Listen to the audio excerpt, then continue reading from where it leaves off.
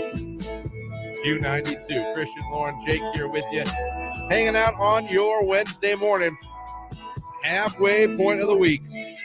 Isn't that fun? You're a couple days away from a weekend. I like that. I like that a lot. 330-450-9292 is the phone number. The text line, 330-269-9292. Thank you guys for having us on your radios. Thank you for streaming us at Q92radio.com. And, of course, thank you for watching now on Facebook, YouTube, and on X. What do we got for you here this morning? I'll come up in the 7 o'clock hour. Coming up this hour, you're going to hear from comedian Bill Burr. We told you he's going to be on the show. And we're going to talk to him here later on this hour. Not to mention, we're going to be giving away tickets to see Bill Burr in Canton at Tom Benson Hall of Fame Stadium this Saturday. So how cool is that? You can still buy your tickets at HOFvillage.com. You can win a pair.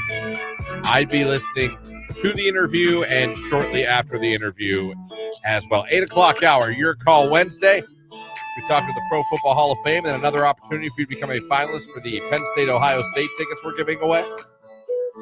9 o'clock hour, Factory of Terror tickets. And, of course, we have another opportunity for you to become a finalist for Penn State and Ohio State by simply going to our live video feed of the show on Facebook, YouTube, or X, clicking the like button and interacting with us.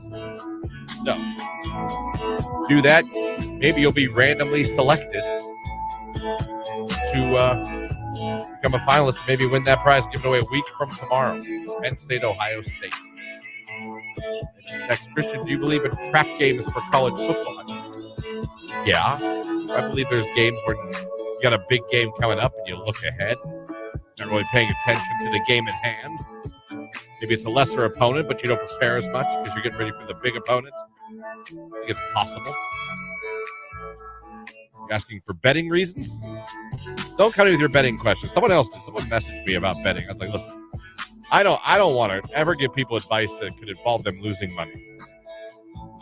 I am that's no probably expert. A good idea. I am no expert. Yeah. I simply just go by what my friend Dan tells me. I'm not, and I don't like to give people bad advice. I'm like, hey, I did what you said and I lost $1,000. Right. So I'd feel really bad. Too much pressure. Too much pressure. You ask me who you think is going to win, I'll tell you.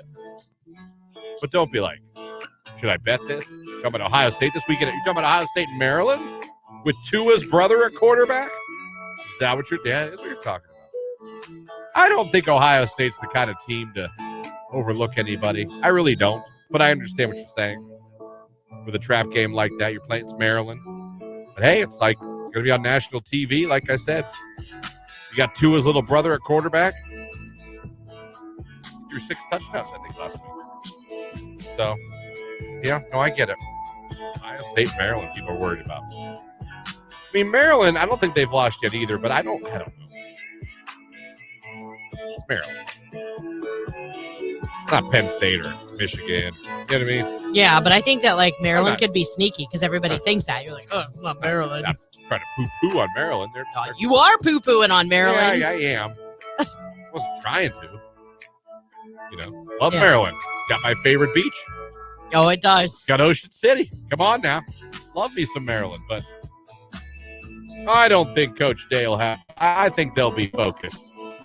I get what you're saying. You got Penn State coming up, other big games coming up. And I'm a Notre Dame fan. I'm telling you this. I think the Buckeyes will be prepared for Maryland. I think they'll be ready. They had a nice week off, rest up, extra focus. I think your guys should be good. I'd be shocked. I think the country would be shocked if they lost to Maryland. Yeah. But it is what it is. We'll see. Beautiful weekend of college football. Maybe a good week. I was just looking at Sunday's forecast. Holy hell. I know. Browns are on bye, too, so. It's going to be a poopy Sunday for me because the Bears play Thursday and the Browns are off. Yeah. And those are the two teams I most. Now, when you have a fantasy football team, obviously. Oh, yeah. You're going to be surfing red zone. But,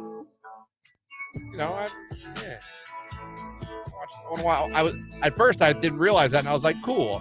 Bears play on Thursday. I'll watch the whole Browns game on Sunday. I won't have to go back and forth. So it says Kentucky versus Georgia. Got to roll Georgia though, right? Dogs are cooking. college football show? What's texting? I guess. Go with Georgia. Georgia's going to win that game. I don't know what the line is, but go with Georgia. I have a friend.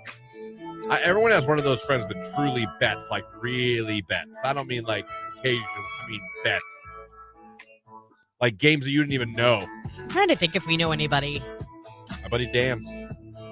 I could ask him right now. He could tell me the line of any game, anywhere, college, pro. I can't do it. I am physically incapable of taking a risk like that because I did. It backfired. I lost the money. It was no fun. I was having fun on, what was the one? I think I still have I was having fun on DraftKings last football season. Oh, I remember. But then I got on like a loss. You were like, oh, God. I was like, okay. And I, honest to God, didn't bet anything on March Madness, didn't bet anything on baseball. And I haven't even got back into it. I don't know why. Georgia looked bad last week. Kentucky looked amazing. They did against Florida. They did. You're right.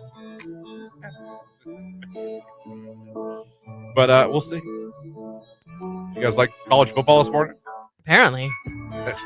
It's fine. Go Bucks. I mean, I hope it's a good weekend. I hope they win. And it's going to be definitely a football weather weekend. When I say that, I mean, like, it's going to feel like football season. Like, oh, yeah. Yeah. Oh, It'll be yeah. Chilly. Noon at the Shoe on Saturday. 5-0 Maryland, 4-0 Buckeyes. Interesting. Be on Fox. I believe their pregame show is going to be live from Columbus, I believe. All those guys are going to be down there in Columbus. That's fun. So, should be a good time. You know what would be even more fun? If you were at an Ohio State game. Like when they played Penn State. We're sending a listener to that game. So, be listening to it. That is coming up. Good morning to all of you. We're off and running. It's 7:12. It's Dua Lipa. Dance the Night. It's Q92.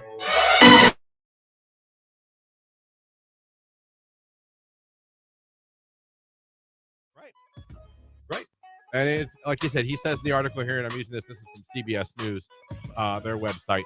He added, X has 550 monthly users that generate 100 million to 200 million posts a day. However, it says in the article he did not indicate whether he was factoring bots into that figure. So it could be happening. And listen, remember when he said he was going to change the name from Twitter to X? And we all went, okay, Eli. And then he did it. He did it. Some of us, like myself, are still trying to figure out if we're being trolled. I know. I'm like, I swear if we order a new banner with the new logo on it, if he changes I'm so afraid of. We're going to get new stuff at the station that has X on it. He's going, just kidding. Here's the bird. But I mean, like I said, sports stadiums are putting up the X logo now. I was just at Akron Children's. Yeah. They have follow us on X. Our school district has changed all of the, everything that they send home where they're like, follow us on. Like, that's changed over to X. I noticed that the other day. Mm-hmm. Someone texted in. I agree. It would get rid of a lot of bots. Yes, it Someone would. said on the text line. You can't deny that. No, you cannot. But I find myself going, would I actually pay a monthly fee just to use Twitter? Here's my problem. I use it as a guy, for sports. It's all about sports. Oh, I know. It's all about the Bears, the Guardians, the Cavaliers, Notre Dame, Browns. Like, guys go there truly. Yeah. It's such a great haven for sports. Now, for other things, it's a cesspool of the worst humans in the world. But for sports news, yeah, if you just stay in that world, you're fine. And it's instant and it's constantly flowing. And it's like, so I love it for as far as getting real-time news on the Guardians, the Cavs, the Browns, the Bears, Notre Dame. Yeah. But I'm like, would I, as many subscriptions as I have? But if it was like 50 cents a month, you sure would. If it was something like that, I agree. Depending on how he priced $1 or less, I would say. He doesn't have to charge a lot to get rid of the box. No, what he needs to do, though, is be very transparent and make sure that before he does it, puts out so much information about why he's doing it. Yeah. Because I feel like if people feel like it's a layer of protection, they'll be okay with it as long as it's $1 or less. Yeah, if he comes out with a $5.99 a month or $7.99 a month. Yeah, come on, dude. I'm like, come on. Like, I know he charges for the blue check mark now, but that's optional. It is optional, and a lot of people strive to get that authenticated account because they look like a celebrity or someone super important. You know what I mean? Yeah. So I get it. Especially for companies. You want to know you're following the right company and getting the right information. Listen, we don't do websites like we used. music. Q92. Someone texted, I'm driving to Penn State this afternoon to see Bill Burr tonight. Ooh. Love me some Bill Burr. Well, there you go. I hope you enjoy the safe travels. Yeah. To Happy Valley, as they call it, today to see Bill Burr tonight. Of course, he'll be at Tom Benson Hall of Fame Stadium this Saturday. We're going to be talking to Bill Burr after sports, right after 7:30 this hour. And we got Bill Burr tickets to give away. So be listening for that as well.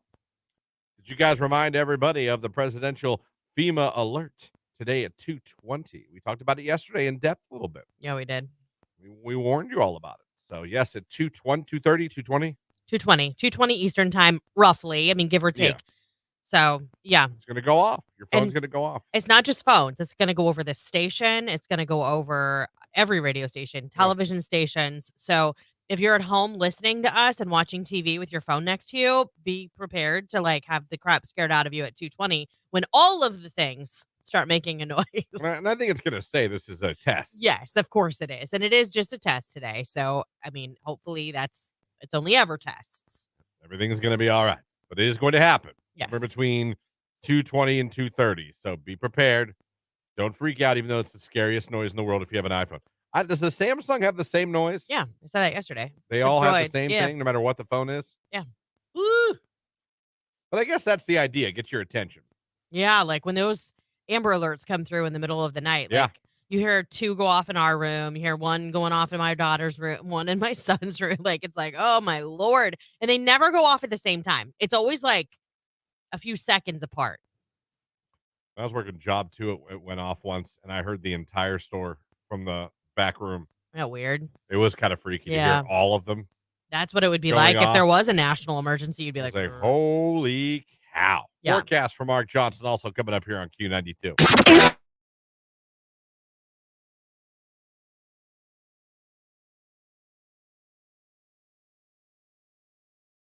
There's white noise, there's gray noise, all kinds. Like, we have a sound machine. We get it from Amazon. Our kids have ones even now in their own room. My daughter always falls asleep to the ocean. I have found a 12-hour YouTube of summer crickets and frogs. Ooh. It is fantastic, and the screen gets dark. That's what happened at the baby video on YouTube I watched. The screen got dark. Very nice. It was a very dim screen. Like, you could, honestly, it was barely enough light to, see what you're doing around the bedroom. That's nice. You know, a lot of you adults using those as well, huh? Or for your children. See, I was usually a TV just on guy. Put on a movie. I got made fun of because I like to fall. I used to. I'm not allowed now. I like to fall asleep to war movies. That's like me falling asleep to Cops. Tony can't wrap his mind around it. He's like, I'll walk in the bedroom and you'll be sound asleep. And you'll hear the Cops and they'll be like, get down on the ground. It's like, how do you fall asleep to that? I'm like, I don't know. Like, who falls asleep to Saving Private Ryan? Exactly. And they're all like, I do. Yeah. I put on a lot of war movies. I'll put on documentaries of World War II to fall asleep. Right. I'm not allowed to watch them no more. No. She's a light sleeper. She claims that I'm deaf and take the TV too high. Yeah. And when you hear explosions and you hear guns, and I can understand that might not, to the normal person, be ideal sleeping conditions to hear the sounds of war at night. So I guess this is funny. But anytime she's in another room or out of town or whatever, I'm like, crank it. Like, let's go, World War II, Doc. Good night. Well, it's like, and then Blitzkrieg started. All these explosions. And I'm just like, that's your white noise. My white noise is war, apparently. Yeah. I know. Do you use anything now or you just go to sleep? Yeah, we have a sound machine. You actually both use it? Yeah, I mean, it's in our room. We sleep in the same room. Not all married people do. I know, but we do. Jake, what do you do? I don't do anything. Just silence? Just silence. Lights out? Lights out, night. Oh, I don't know if I could do that. No. Even when I lived at home, I had a fan. Like, literally lights out, no TV, no... Well, I'll watch my phone. Like, I'll watch, YouTube videos or, TV on my phone for, a little bit. Then I'll go to bed. But, I don't keep anything on. Oof. The whole time. Yeah, I don't know if I could do that. Oof. Then every creak and every sound, I would be like, oh, what's that? Oof, I don't know if I could do that. Wow. I would try that on a dare just to see if I could do it. If I can't sleep, I'm always put on a horror movie. Relaxes me, puts me right to sleep. That's War the movies, thing. horror movies, sound machines, nothing. Cops. I'm telling pop, you. and nothing. I'll be dozing off and I'll hear the what you gone? What you gone? I'm like, yep, let it roll. I don't know if I could fall asleep to nothing. Me either. To dead silence, dead darkness. I don't know if I could. Well, Tony likes to read, and I like to keep the TV on. So it's a constant battle. Like weekends, he's cool with me leaving the TV on. During the week, not so much. So then last night I was trying to watch the end of a Dance Moms episode, and he's like, I'm really getting tired of hearing these Dance Moms. Like, can we please turn Isn't that the where Honey TV Boo up? Boo came from? Not Honey Boo Boo. JoJo Siwa. Oh, yeah, she was the dancer. Not Boo Boo. What was Honey? JoJo. She was a child pageant girl. Yes.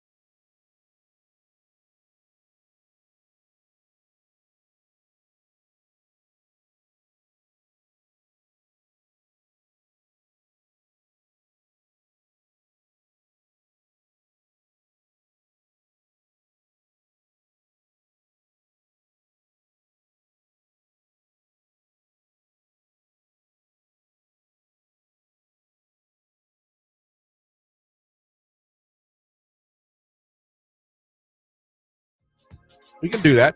Text in your questions for Joe. What do you want to know about Jake? Yeah, let's hear him. Text him in. I'll ask Jake.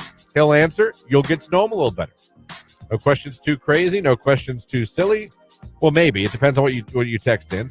Keep in mind, it's a radio show. If I can't read it on the air, I can't read it on the air. So don't be too gross now. I know the answer to this first one, but I'll ask him just so he can answer it. Does Jake have a girlfriend? Yes, I do.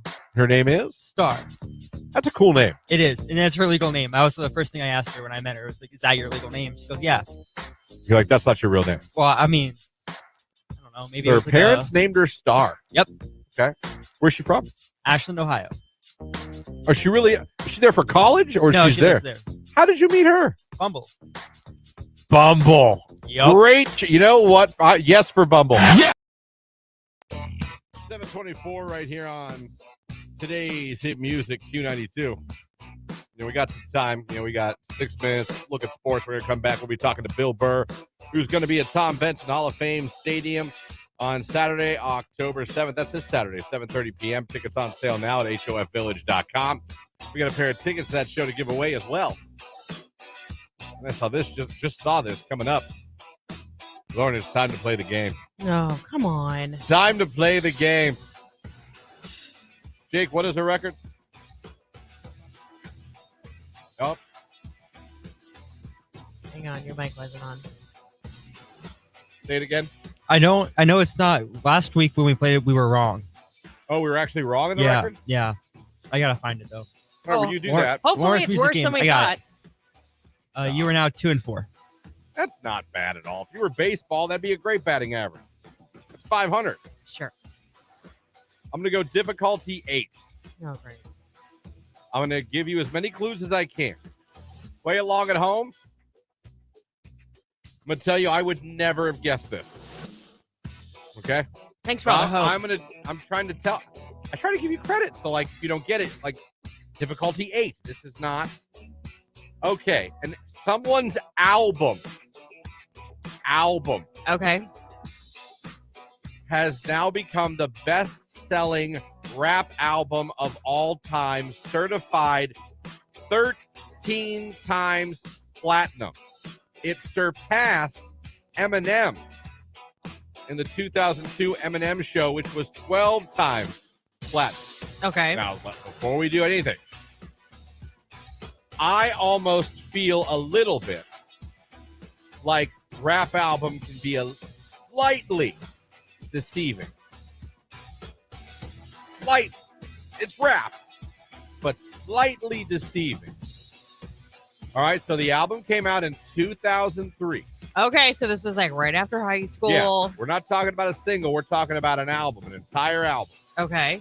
Um, And no, I'm not cheating. I am know you're not. messaging listeners back.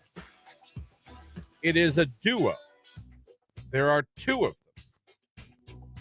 However, they have one name. Dang it, because I was going to say like Eminem or something. That was my No, initial. past Eminem. Past Eminem. So That's- later. Yeah, it took over. Eminem had it. And this album, Did you say Eminem had it? Did I Yeah. just totally Yeah, I blank did. out on that? It's all right. Sorry, I was because okay. past Eminem's The Eminem Show, which was 12 times platinum, Okay. 13 times platinum. And like I said before I even asked you the question, I would not have guessed this ever. This group would have never even come to my mind. There's a duo with one name. It's not like, Oh, not like, really? If it's who I'm thinking it is, I would. It's not like- this would not. You just that gave me an did idea. I maybe give it away? Like, it's not like Simon and Garfunkel. You know what I mean? Right. It's not like Dre and Snoop. The only one I can think of around that time would be Outkast. Yes, indeed. You got one right. That makes her 3 and 4, right? 3 and 5. No, whatever. I can't add. It was Speaker Box The Love Below with I Like the Way You Move and Hey Ya. Hey, yeah. I don't think I would have gotten it unless you would have said a duo with one name.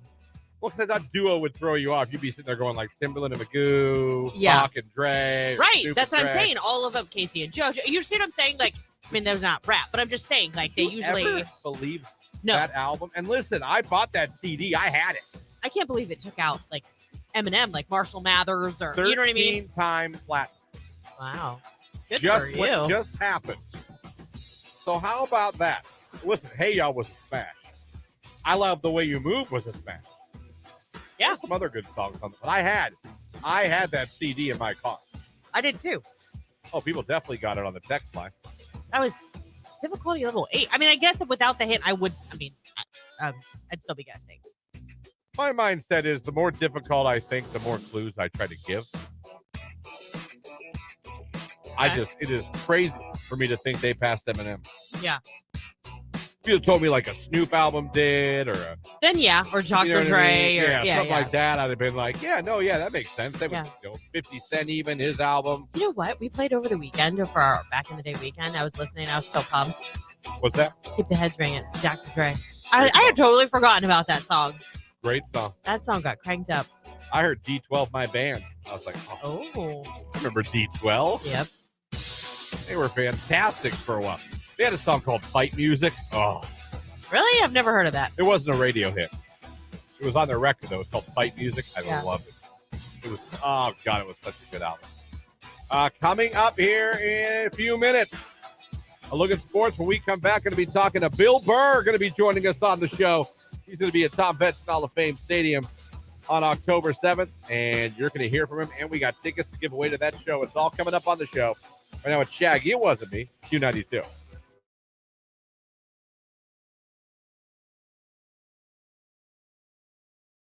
Ghost with Patrick Swayze, A nice selection. one of the greatest actors of our time. I sobbed, man. This movie got me.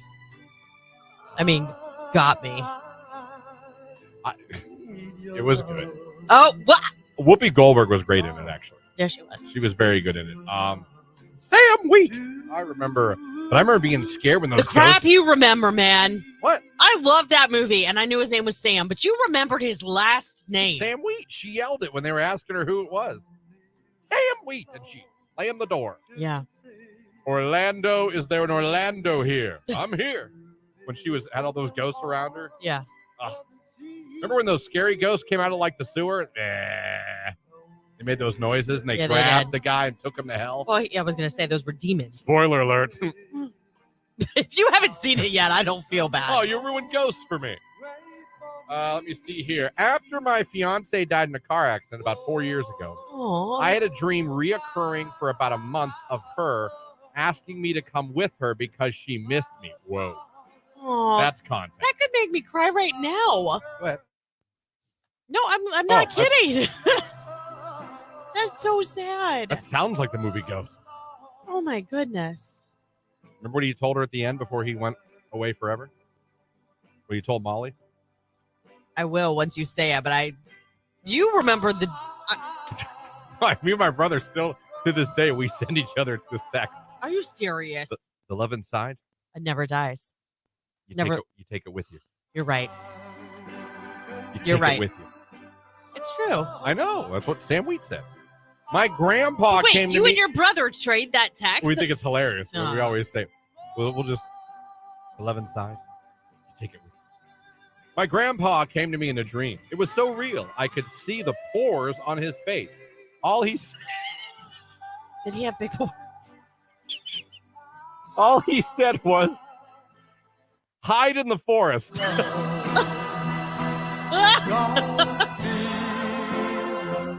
What? He said, what? I'm so my. sorry. That is the best text I've read today. Your grandfather Did you? I know came you said, to you what? But did you? in a dream and said, quote, hide in the forest. I think I would for a minute. Because, does he know something I don't? Oh, that tickled my heart. That was good.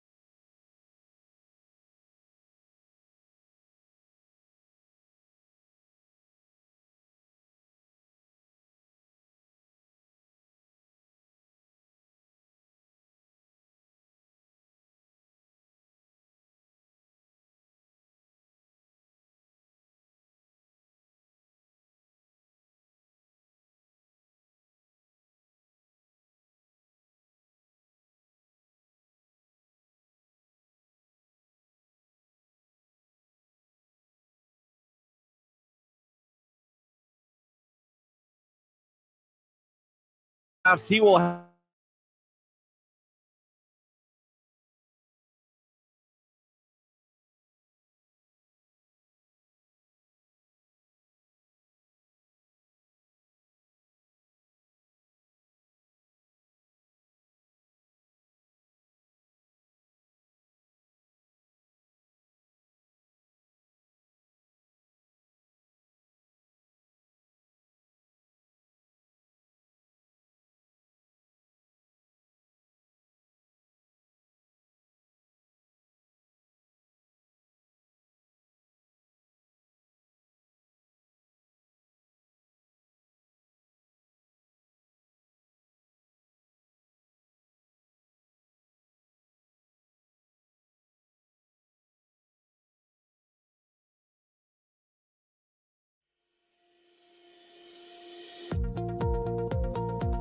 Hey, it's Nicolina, your midday diva, and you need to join us every Thursday at 11 a.m. for Downtown with the Diva. And Start Flavor. So we'll give you weekend plans. And an amazing local giveaway just for you.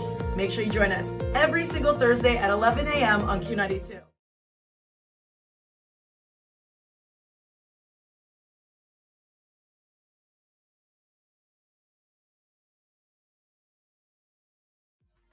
text message. I had a girl that was interested in me tell me her and her ex are still talking. And if he wants to get back together, she's going to leave me. I definitely ran away from that one. Wow. I appreciate the honesty, but what in the F? Hey, this is great and all, but if my ex wants me back, I'm out of here. Yeah, no. Now let's go get a bite to eat. Wait, no. No. Bye, Felicia. We are no longer going to Cracker Barrel. There's no way I'm taking you to Cracker Barrel now. Do you hear me? Do you hear me? Man, that is I'm still trying to process everything you just told me.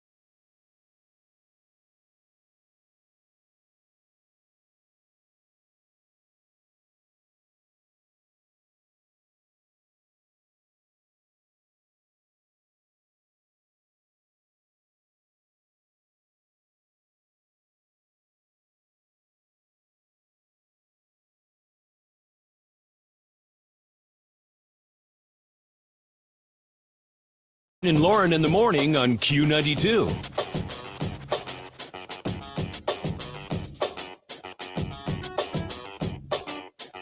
Today's hit music is Q92 here. Good morning, Canton. And wow, coming up this weekend, Bill Burr, it's finally time. He is going to be here in Canton performing at Tom Benson Hall of Fame Stadium.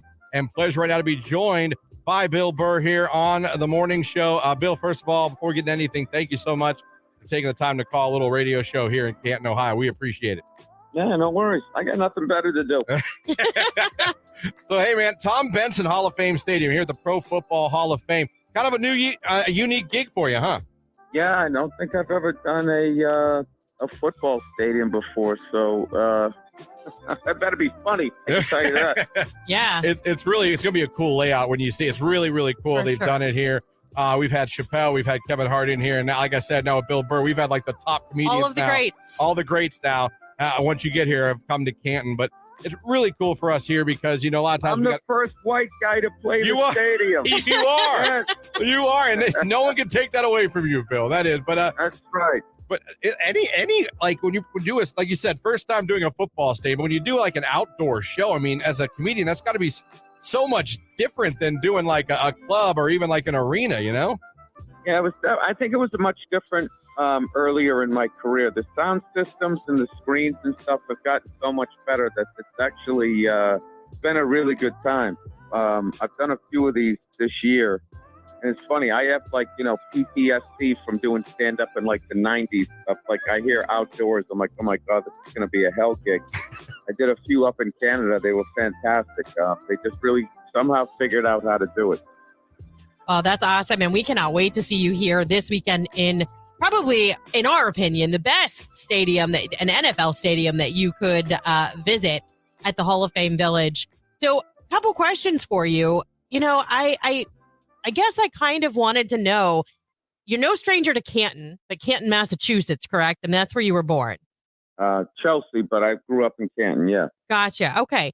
So how does one get into the business of comedy? Were you the funny kid growing up? Was it something you just like doing, making people laugh? How did you get into this industry? No, I was sort of the weirdo freak, not saying anything in some classes. And then other classes, if there weren't a lot of football players and cheerleaders and I felt confident, I would joke around. But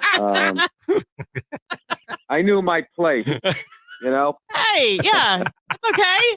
I wasn't a nerd. I wasn't a cool kid. I was sort of like in the middle. And, I do remember when they voted for class clown, the person who counted the votes was like, hey, you got quite a few votes. I mean, I didn't win, but I was sort of stealth funny, I think, when I was in high school. And it took me a long time to kind of come out of my shell. But I was working in a warehouse and I was really into stand-up comedy. And this other guy that worked there was really into it.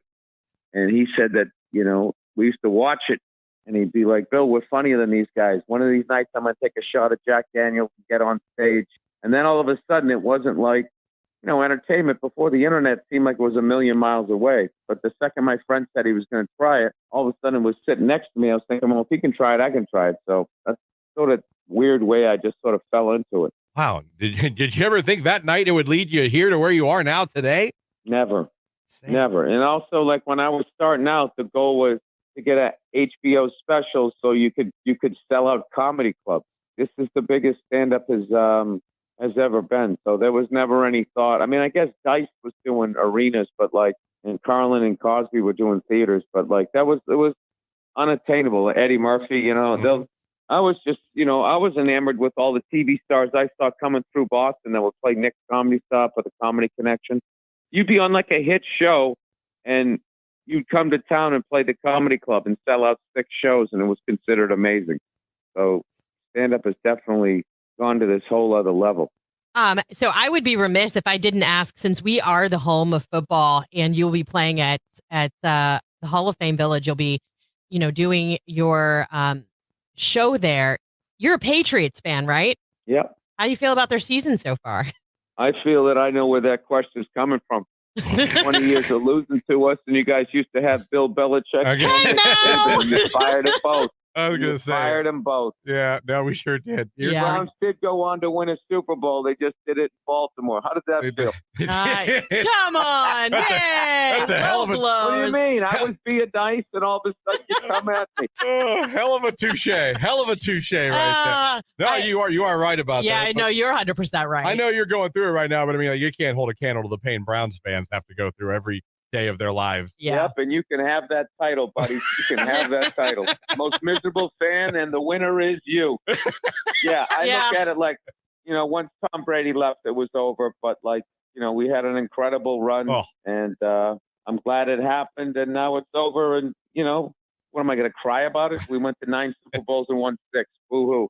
Yeah. Yeah, that's true. We went 0-16 a couple years ago. Trust me. Yeah, we did. I like the Browns. I have, on my dad's side, I have family out there, Sydney, Ohio. And my dad went to Case Western Reserve, and my grandmother wrote for the Cleveland Press. So my dad was always a Browns fan, so I used to always root for him. Way back with Brian Sipe, the cardiac kid. Oh yeah, absolutely. Yeah. Well, just because we're in Cleveland doesn't mean that we're not. I mean, we know we're very aware fans. Let's put it that way. We know how much we suck. It's fine. We're aware. I like I was going to say the Indians. I like the Guardians. Yeah. Yes. Yeah, they're fun. We have the Cavaliers too, I guess. It's funny. All the commercials have been airing around town here of you coming and the clips. And man, the one in the commercial that I love the most, because man, I love when comedians they tell these stories and they talk about a subject and you're like, oh my God, that's me. That's me. Right. That's me. The bit you do, or you do in that promo about how scared we were of our dads growing up. When I tell you that was my father to a T. When my mom was like, "Wait till your dad gets home," I peed myself every time. And when my dad got home, it was on. It was. That bit is so funny to me. It's so relatable because you're right. Growing up, we feared our dads. We were in trouble. We knew it when our dads got home. Well, what's funny is I just did stand up in Dubai. Wow. In the United Arab Emirates. Actually, Abu Dhabi. I had a great time, but just that form of government, people were like, what was the vibe like? And I was like, it was like dad's home. That's the vibe. The vibe, No, it wasn't. I love the place and I love the people and everything, but it was definitely, you knew not to raise your voice, not to get a little too wild. Right. Yeah. There was that airspace that you could exist in when your dad was home. Don't get too loud, don't get too happy, don't get too sad. Sort of, Yeah. Kind of the vibe. Just maintain, or else there'll be problems. I absolutely understand that. So, Bill, listen, we can't wait. We're so glad that you took the time to talk to us here this morning. We're looking forward to the show. It is this Saturday at Tom Benson Hall of Fame Stadium. You can still get your tickets, halloffamevillage.com. And, Bill, thank you so much for taking the time. We really appreciate talking to you this morning. We're looking forward to seeing you in town. Yeah, no worries. I can't believe I get to do this gig. It's going to be a fun one. Thank you, guys. All right, Bill. Take care. Have a great day. How cool was that? We just talked to Bill Burr. I know, right? One of the biggest comedians out there right now. He's a little defensive about his Patriots. He he had ammo ready to go. Yeah, I did not have as much. He was ready to go. He was ready to fire that right off. He's had that argument before, apparently. Apparently, yes. A self-aware fan, though, I agree. If the Bears went to 9 Super Bowls and won 6, and then we sucked for a while, I think I'd be okay with it. Yeah. We just suck. But that's all right. But listen, Bill Burr going to be here this weekend. How cool is that? Yeah, Bill has been very busy. He's recently seen on a guest role in the hit FX series on Hulu, Reservation Dogs. You can also see the trailer for his Netflix special. I mean, he's hilarious. But live at Red Rocks, you can see that on Netflix and YouTube as well. He's got a new hour special live at Red Rocks. That's the one that the trailer is out for. He is really, really funny. He was nominated in 2022 for an Emmy in the category of Outstanding Actor in a Short Form Comedy or Drama for his role of Rick in Roku's Immoral Compass.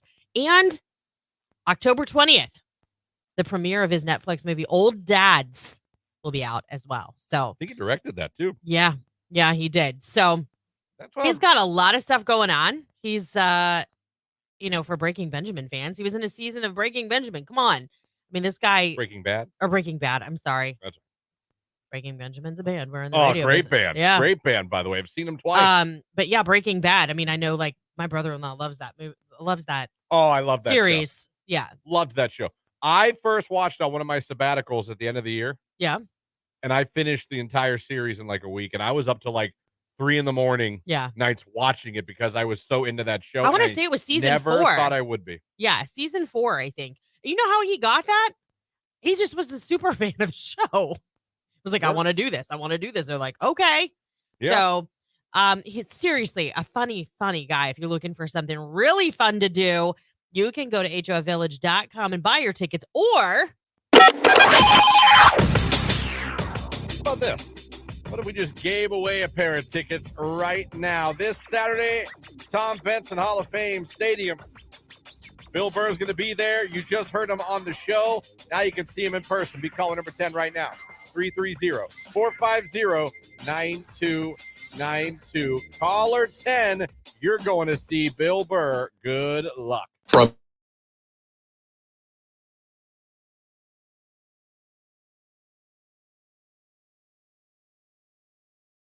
In case you guys are wondering, I did add calls his girlfriend's dad, Daddy David, to random facts about Jake.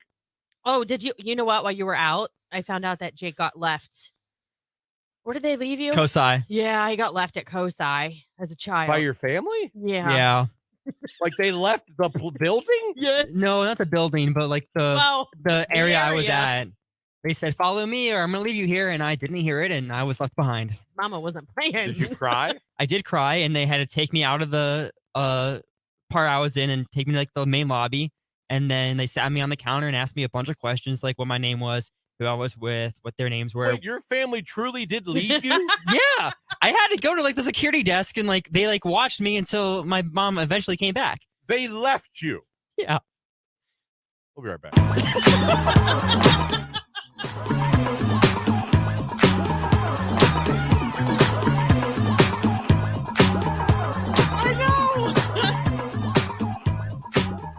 To the point where they had to take you to like the front desk and try to find your family. Yeah, they had to find my family. It didn't take long that I remember. Who hit you with the "we're leaving without you" and we're not bluffing, apparently. I guess I didn't hear it. My mom says she said that, but I was playing with a toy and I was just zoned out and right, you were doing I did not see that they walked away. They were prepared to live life without you. I guess, or maybe she just thought I was with her. I don't know.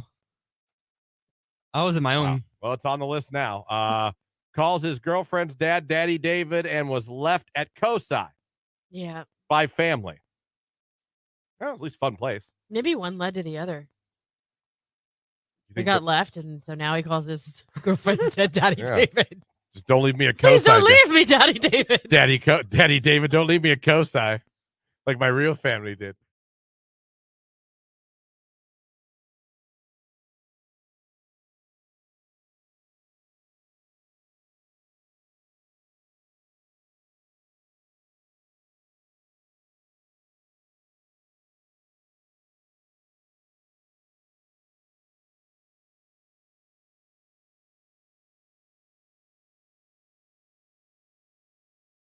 Jigs, anything your neighbor does that annoys you? I don't think we have the time for that. Oh, Wow, look at you. Let's unpack that back. right.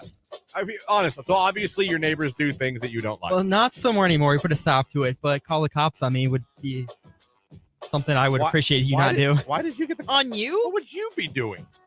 When we were like elementary school, we were riding those Fisher Price Jeeps in the street. You know, those like Oh, Power Wheels. Like a Power Wheels. That's yeah, what they were. yeah. Pow, pow, power wheel. Yeah, we power makes it go. Yeah, we rode those in our cul-de-sac because they go faster on concrete.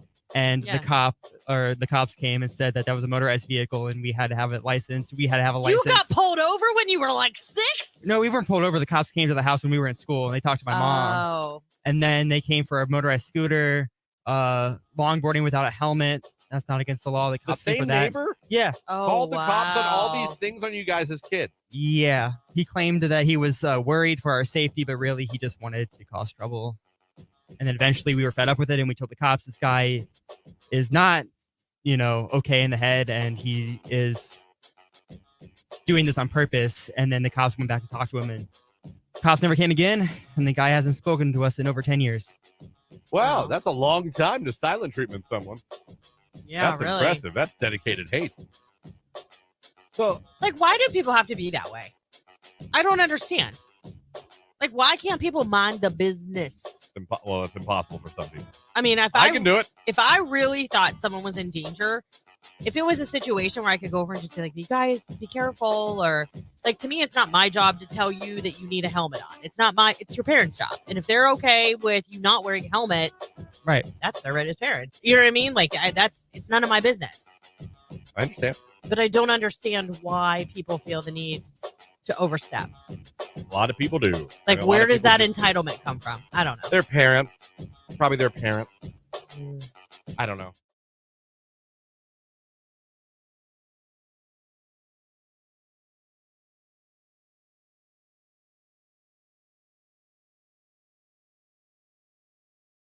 Go over right now and subscribe. That way you qualify for a hug from Jake tonight. If you ever find Jake at a Q92 event like tonight, and you can show him on your phone that you're a subscriber to the Q92 YouTube page, you get a free hug. Now that. Are you a good hugger? Absolutely. Oh, so you don't do the little like. You do the ass out. Who is this? Hi, this is Justin. Justin, where are we calling from this morning? I'm from Canton. All right, Justin, congratulations. You're calling number 10. You're the winner. Awesome.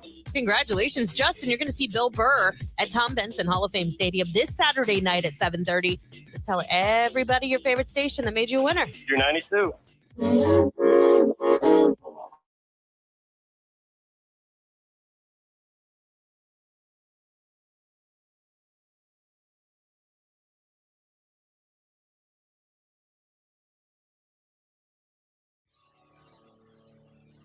Let's go around the room for our rage. I have rage. Quick story, I'll try to be brief. You've heard me talk about how much I love crispy, crunchy chicken, right? Yes, I have. Nasty chicken. It is the bomb diggity. I don't Okay. think they say that. Right. It's not sus, I can tell you that. Mm, That's okay. no cap. A lot of riz in that chicken. A lot of riz in that chicken. So, driving home, being out Saturday, we decided, I'm going to get, there's one in Girard. On the way home, I'm going to stop and get crispy, crunchy chicken. I buy it all the time. Big sign on the freeway for it. I was so excited. I haven't had a chance to get it. And Jamie was like, get it. Let's go. Treat yourself. You wanted that for a long time. We had a great day together. We were in a great mood. I get it. You wanted that forever. You haven't got it. But I will get it. I'm telling you, I'm so excited to get crispy, crunchy chicken. I'm like, this is going to be fantastic. I pull in. There's the sign. It's the same sign I've seen at all the other crispy, crunchy chickens. It's way up high. It's right there on the building. It says crispy, crunchy chicken. I'm like, oh, my God. Let's go. Give me an 8-piece in your JoJo fries, and I'll be gone. I walk in, right? Looks just like every other crispy, crunchy chicken. Ask me what went wrong. It was closed.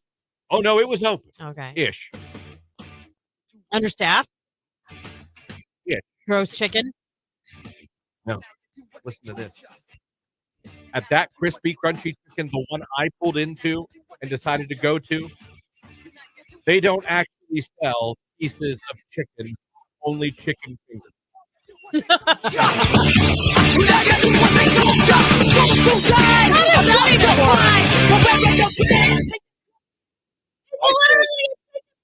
was already like scared. I kept like hitting the menu like it was going to change before my eyes. Like, come on.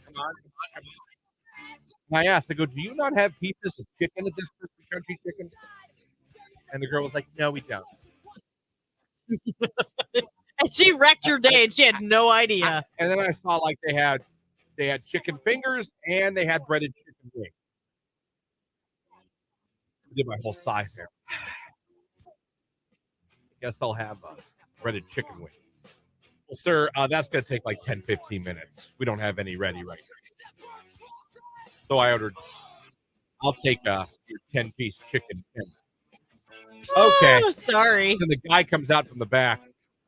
Yeah, I don't know why she told you we had 10. We 56 coming up on the 8 o'clock hour. Coming up next hour to Your Call Wednesday. Let you guys tell us what to play from 8 until 9. We'll also be talking to the Pro Football Hall of Fame, and we'll be getting a finalist for our contest. Penn State and Ohio State game, Saturday, October 21st at the Shoe. We're sending a listener and a guest to that game, but you got to become a finalist for a chance to win, and you can do that by listening for the cue to call next hour. You can give yourself another chance to become a finalist by heading over to our live feed on Facebook, YouTube, or X. Click like on the live video feed, interact with us in the comments, and that will make you eligible to be randomly selected at the end of the show and made a finalist. It is that simple, my friend. So do yourself a favor. Go over and do that right now. And maybe we'll call your name at the end of the show and make you a finalist as well. So we have all that coming up here on the show. 9 o'clock hour. Don't forget, we start giving away all our scary prizes. Factory of Terror in Canton. That is like historic at this point. And everyone knows the Factory of Terror in Canton. Oh, yeah. Everyone goes. It's a Canton tradition for Halloween. I'm telling you, people from all over Ohio go there. Yeah. I know last year, the Knot Down and her friends from Youngstown went there. They wanted to go there. Mm-hmm. So it's not like it's just known in Canton. Yeah. It's huge. Like, 4 attractions? There's a bar. You can throw axes. Not at people, but you can throw them. Why would anyone be like, oh, cool? Well, like, hey, it's Factory of Terror. My bad. I thought we were having fun. Supposed to throw at the wood? Ooh. You know, there's always some guy who just doesn't quite get it. You know what I'm saying? You're ridiculous. I mean, yeah, and I hope I'm not there at the same time. Well, that's some terror if we're throwing axes around. I suppose. That's some real terror. Yeah. So that's something you can win in the 9 o'clock hour. The phone number 330-450-9292 and the text line 330-269-9292. You gonna go to any haunted houses this year? I know I don't go to them. Probably but not. It's cool that they're around. No, I don't like anything like that. I don't like scary movies. I know I'm like I'm on an island with my family. Like, I'm like, hello. And they're like, hi. They do their own thing. Like, the trick is get in the middle. Anytime we went with the radio station, because I'm also not a fan of going to them. I like that they're around. I know Me that they have too. a huge audience. I for them. loved them when I was younger. But the key is, if you're like me and don't like people to begin with, get in the middle. If you're at the end or the beginning of the line of your friends, you're screwed. Yeah, because then you get touched, right? Yeah, and I'm not big on that. No, not in the dark. I mean, I understand there's no real threat. Right. But I just don't like it. So I'd rather hear everyone else screaming and be in the middle and be like, ah. I mean, my husband's trying to get me to try another one this year because the kids want to go. And my husband loves that. You know what I mean? Like, yeah, he's good with it. I get it. We'll see. We'll see how that shakes out. I get it. Let me see here. I already see a couple song requests coming in for Your Call Wednesday. We're going to be kicking that off here momentarily in the 8 o'clock hour as well. It's Q92.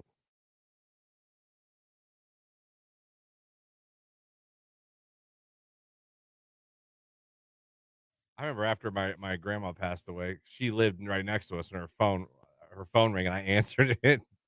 They were like, I bet you that was jarring. Is Mary in there? And I said, nope. And they said, you know when she'll be back? I said, nope. And they go, well, do you know where I could find her? And I said, yes, Resurrection Cemetery. And the guy's like, oh my God, I'm so sorry. I was like, not your problem. You didn't know. I was like, you didn't know. I wasn't mad. I just was like, Resurrection Cemetery is where you can find her. I am so sorry.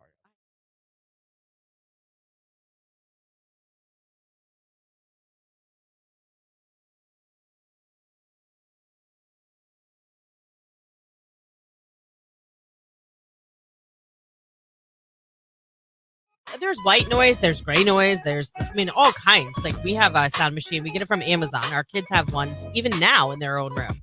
My daughter always falls asleep to the ocean. I have found a 12-hour YouTube of summer crickets and frogs. It is fantastic. And the screen gets dark. That's what happened at the baby video on YouTube I watched. The screen got dark. Very nice. It was a very dim screen. Like, you could, honestly, it was barely enough light to, see what you're doing around the bedroom. That's nice. A lot of you adults using those as well, huh? Or for your children. See, I was usually a TV just on guy. Put on a movie. I got made fun of because I like to fall asleep. I used to. I'm not allowed now. I like to fall asleep to horror movies. That's like me falling asleep to Cops. Tony can't wrap his mind around it. He's like, I'll walk in the bedroom and you'll be sound asleep. And you'll hear the cops and they'll be like, get down on the ground. It's like, how do you fall asleep to that? I'm like, I don't know. It's like, who falls asleep to Saving Private Ryan? Exactly. And they're all like, I do. Yeah. I put on a lot of war movies. I'll put on documentaries of World War II to fall asleep. Right. I'm not allowed to watch them no more. No. She's a light sleeper. She claims that I'm deaf and take the TV too high. Yeah. And when you hear explosions and you hear guns, and yeah, I can understand that might not, to the normal person, be ideal sleeping conditions to hear the sounds of war at night. So I guess this is funny. But anytime she's in another room or out of town or whatever, I'm like, crank it. Like, let's go, World War II, Doc. Good night. You're listening to Christian and Lauren in the morning on Q92.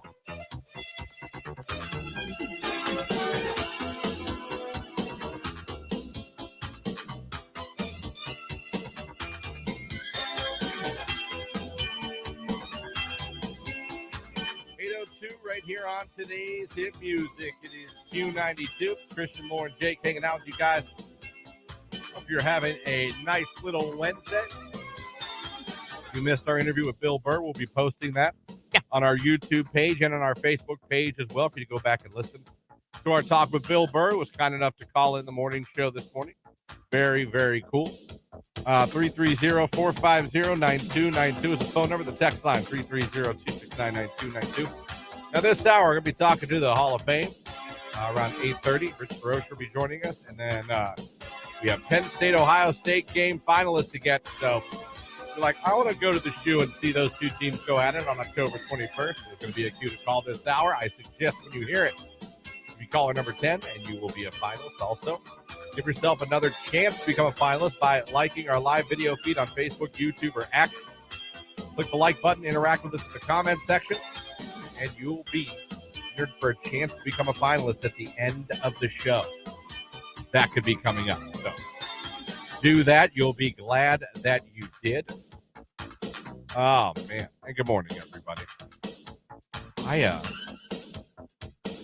I'm not today. I have to, Jamie's going to Columbus today. Mm-hmm. Training she's got a really nice promotion. Congratulations, dear. Awesome. Yes, that's wonderful. So slow your roll, though. She got that. Slow it too much. Slow your roll. Step close. So she's going to Columbus to do a little training. Yeah. And she's there. She leaves. I'm hoping to get home to see her before she leaves around 1 or 2. Okay. And then she'll be back Thursday evening. So I have little Jimmy and I have the not daughter who's recovering from major back surgery to take care of for the next 24 hours by myself. You're going to be okay. You know that, right? I have to clean a wound.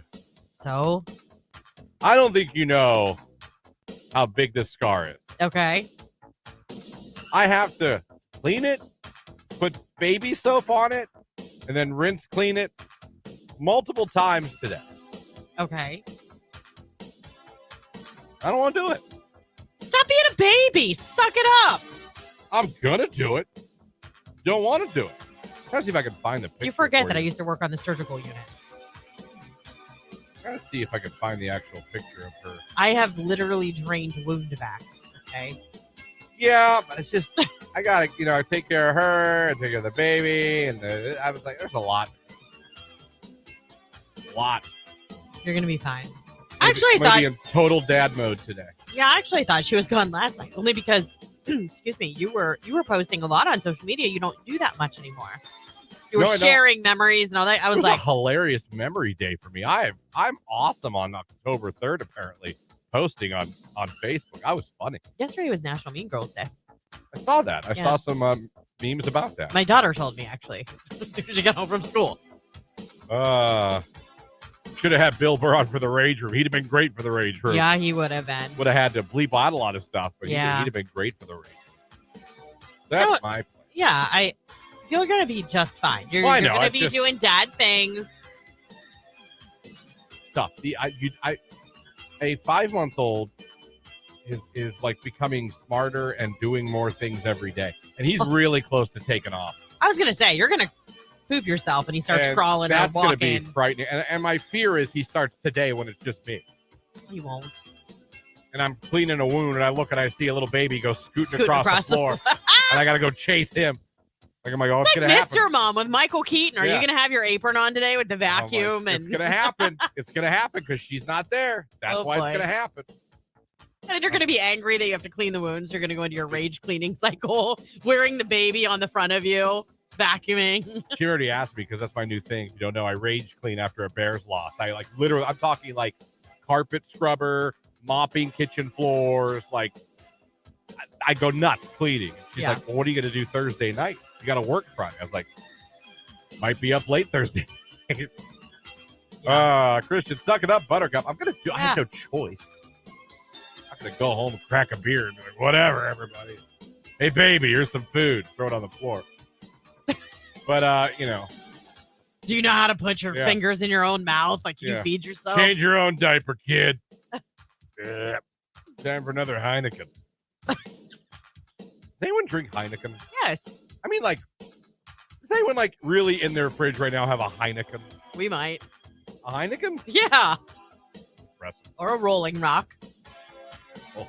I like Rolling Rock, That's funny. Beers we left behind in our lives. right? Red Dog. That's one that we got left behind, but it was real popular I for know, a we- second. Talked the other day about your favorite Oh, yeah. beers. But I mean, like, you want to know a beer I left behind? Yingling. Why'd you leave it behind? I don't Nobody else know. did. I was in a Yingling. I mean, other than Black and Tan, you can leave that one back there. I it's like how we I call it MySpacing. Like everyone MySpace to go to Facebook. I feel like I MySpace Yingling. I just MySpace. I've outgrown you. Yeah. Very weird. Like, I mean, have I no think reason- some people do. I mean, or you get sick of it. Like, you have it too much that you're like, ugh. Yeah, it's very weird. But I've done that. I realize that right now. I've MySpace Yingling. That was like my drink. Yeah. I went to the bar, Yingling. Draft or bottle, didn't matter. Yeah. Anytime I went to the bar, it was Yingling. Am I the only one that kind of gets a headache sometimes from draft beer? I don't know. You ever have that guy at the bar tell you, you shouldn't get draft beer? Because they water it down. It's all dirty and the spouts and they don't clean everything and you're basically drinking sewage. Like, Yeah. First of all, no, I'm not. I haven't heard that. You should only drink out of a bottle. Like, okay. There's always that guy to bar. I never drink draft. You Listen, understand how dirty that is in that system that they pour that out in? I respect bartenders so much. They can make an amazing drink. And here I am at home with all my things out on the counter, and it tastes nothing like what they do. There's one in particular that's like my all-time favorite. But sometimes when they get a little like cocky behind the bar, you have to be like, all right, listen, calm down. You know which ones I'm talking about? The ones too that are like nonchalantly like throwing bottles behind their back or doing the little Well, they flippy all saw thing. cocktail. Yes, You know what I mean? It made us dream. It made some of those bartenders dream. I'm We didn't sure. want to be Tom Cruise. And To me, it is a craft. It's like being a chef. You're blending flavors. I'm serious to make a really good cocktail by the way, you know what song came from that movie? The soundtrack? from cocktail. Kokomo. You're right. It did. I totally forgot about that. Sure did. That's such a good song. It is a Your Call Wednesday, and I see on the text line someone wants to hear some Train. Oh. Drops of Jupiter. Remember this one? I do. Your Call Wednesday. What do you guys want to hear? Let us know. You can call us, text us, even comment on our social media. We'll get it on for you. It's Q92. It's 8:10.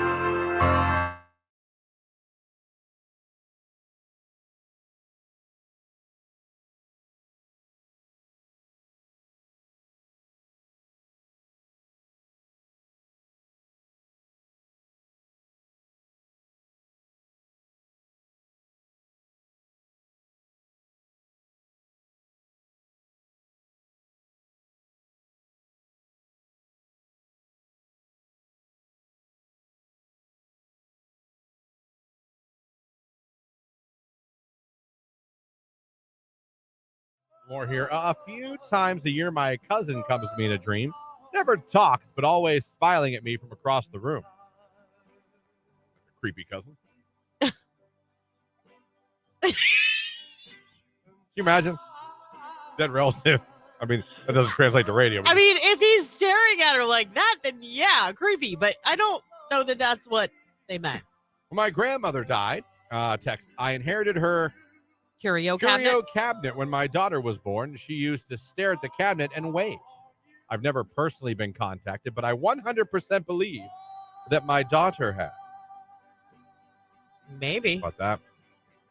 Long story short, my grandma was in hospice, and when she was actively passing a cardinal flu and smacked into the window at the very moment my grandma passed.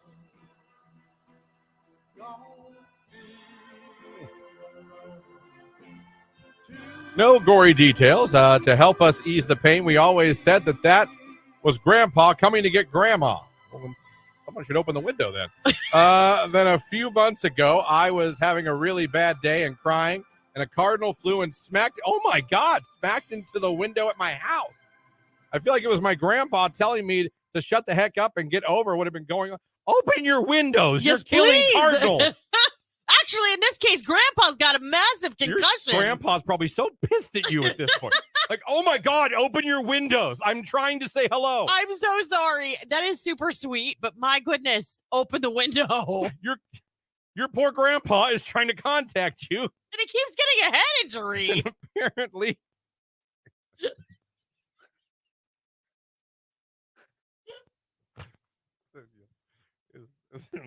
Quit. Open the darn window for your grandpa, please. How many cardinals have to pass? Oh, I can't breathe. It's you. I can't deal with you. Oh man, that is an awesome story. That is great. I would suggest they say cardinals and deer are the two. Yes. Most I see cardinals. I do too. They don't do headers into my window, but I have seen cardinals. Damn, that is insane. That's happened twice to you. Oh, those poor cardinals. I'm her grandpa. I'm so pissed. Like, that's twice. That's why he's coming in hot, Again, telling you to get over what you're crying about. Ghost. You know how hard it is to contact the living? It's not easy. Do you know, like, when you stub your toe and someone's like, what's wrong? You try controlling a cardinal. That's why he's yelling at you to get over what you're crying about. He's telling you to open hurts. a window. Honey, it's Grandpa.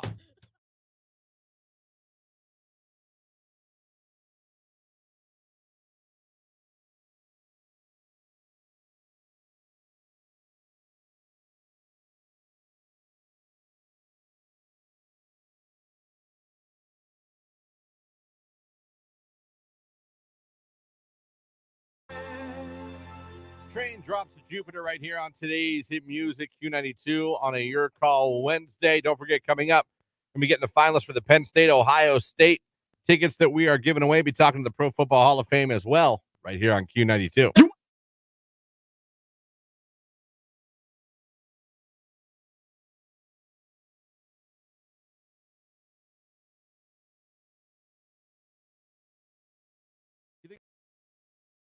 You think of the worst concert you ever went to, Jake? I haven't been to very many concerts, actually. I think I maybe went to like 3 or 4 in my life. So, Who were the 3? I saw AJR twice. So that's 2 of the 3. Of course, the Wiggles when I was little. Oh my God, yes. And A Day to Remember. I'm not counting the Wiggles. I'm not either, really. So 3. A Day to Remember in Mansfield Reformatory, and AJR twice. I like A Day to Remember. That's like a heavy emo band. Yeah. Well, I'm adding to random facts about Jake. Once attended a Wiggles concert. Yeah, and then I gave the dinosaur a rose. What? The dinosaur, Dorothy the dinosaur. She's green. She likes to eat On roses. Wiggles? Yeah, she likes to eat roses. That's her thing. So You gave her a rose? Yeah, we went to the gas station and bought a rose, and I gave it to her. What? What do you mean? What? You went to a Wiggles concert. Apparently, the dinosaur loved roses. Yes. You bought a rose. Yes. And you handed it to her. I believe so. Or I gave it to somebody that was like collecting them. But I think I remember her taking it from me. All right, let's update you guys. Random facts about Jake now. Let me hit save on my document here on the this is reminiscent of my old list of why I was single. This is random facts about Jake. Passed out on Millennium Force. Can juggle and ride a unicycle. Wants to wrestle an alligator. May have killed his twin brother. Thinks Dora the Explorer is hot. Cuddles with his bearded dragon. Goes to Walmart and Grandpa's Cheese Barn for fun. Doesn't know what states border Ohio. Has never been to the strip club, now at age 24. Loves SpongeBob. Dated all his coworkers at the Jackson McDonald's. And now once attended a Wiggles concert and gave the dinosaur a rose. Yeah. There you That's go. pretty good. There's our list of random facts.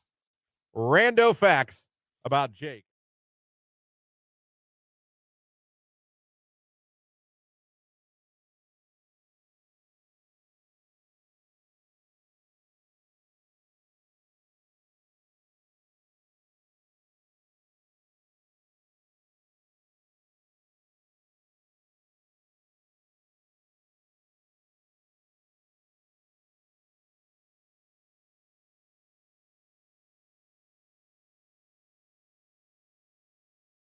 All right, next up, keep your cell phone face down during that first date. We understand men don't carry purses, and having to sit down with a hockey puck-sized phone in your pocket is a bit uncomfortable.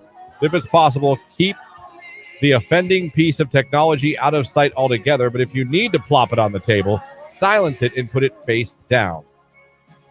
Even if you're fascinated by her, a light blinking out of the corner of your eye alerting you of an incoming message is distracting. And girls notice when your eyes are bobbling back and forth between your phone and them. Yeah, I would agree with that. The other reason I would tell you to do that, and I have before when I've been texting friends that I know are on first dates, is just because if you don't have, if you have the preview on your screen, I wouldn't want your date to see anything that I was sending. Because we've sent things before, is he a total dog? Is he super ugly? Is he super nice? He super ugly? For blind dates, I've done it to my sister. You know what I mean? We'll just send are you alive? Did they kill you? Are you in the woods yet? Right. That would be my reasoning for remember to put your phone face down on the table. So, are you for putting the phone down? Cell phone Yeah, down? I think that's All a good right. idea. I think that's just courteous all the way around for whichever reason you're stating. Someone texts, don't open the door, because if you aren't willing to do it every time, you're setting an unrealistic expectation. That's right. And, that goes for where you take them on dates, too, because we all know that when that honeymoon period's over, there's some things you're not going to be willing to do again. Okay? Oh, yeah. So don't be ridiculous. Yeah. You can buy your own games at Dave & Buster's. I'm not doing it anymore. No. I agree, Lauren. The hand on the small of the back is a great way to show you care. Yes. Keep the phone in the pocket. Girls think face down means you're hiding something, someone says on the text. Oh, well, maybe. Oh, could that be? Next up, keep the question ratio 1-to-1. If she asks you where you're from, answer, and then accept that as an opportunity to reciprocate with a question as well. Yeah, but just don't be where are you from? What's your favorite place to go to dinner? What's yours? I live in Canton. Where do you live? Oh my God, you live in Canton too? We both live in Canton. Come up with your own material, your own questions. So keep the question ratio 1-to-1. It says, don't order just a salad or sake bomb. Taking care of yourself and being healthier is great, but loosen the dietary strings just a little for this occasion. You don't need to eat a bloody steak from a cow you strangled with your bare hands. But turning your nose up at everything remotely unhealthy, then getting a garden salad makes you seem a little square. I agree, but why a salad and a sake bomb? I think it's just A picking play on random. words? Yeah, they're just picking a random I was gonna say that. thing. I mean, I'm just saying, don't order. I would order that. I'll have water and a salad, no dressing, please. Carbs, am I right, honey? That's probably it. You know what I mean? Yeah. Because now she doesn't want to order anything, because here you are, Right. Captain America over here. I think it's safe to go with a sandwich and fries, or you know what I mean? Burger and fries with the guys. Something super cash. It says here, 3 drinks and you're cut off. Oh, I agree with that. You might have to alter this to reflect your level of tolerance towards alcohol, but if no you matter can't handle 3 drinks. how many beers you can crush on your head during the weekdays, cap your date drinks off at around 3. Even if the date is going so well you've started picking potential wedding destinations, if you get blasted and fall on your face, she's probably going to walk out or have a bad impression. That's true. So 3 drinks. Do not talk at all about your exes on your first date. It depends. If she starts the conversation, maybe. I don't know. I don't have an opinion on that. Listening to Christian and Lauren in the morning on Q92.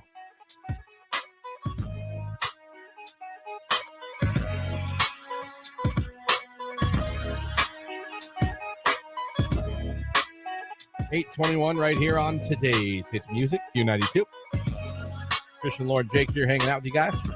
Hopefully you're having a good one out there, enjoying your drive to work or drive to school this morning on this be another beautiful, beautiful day in Northeast Ohio. If you like 80s sunshine, Today's your day.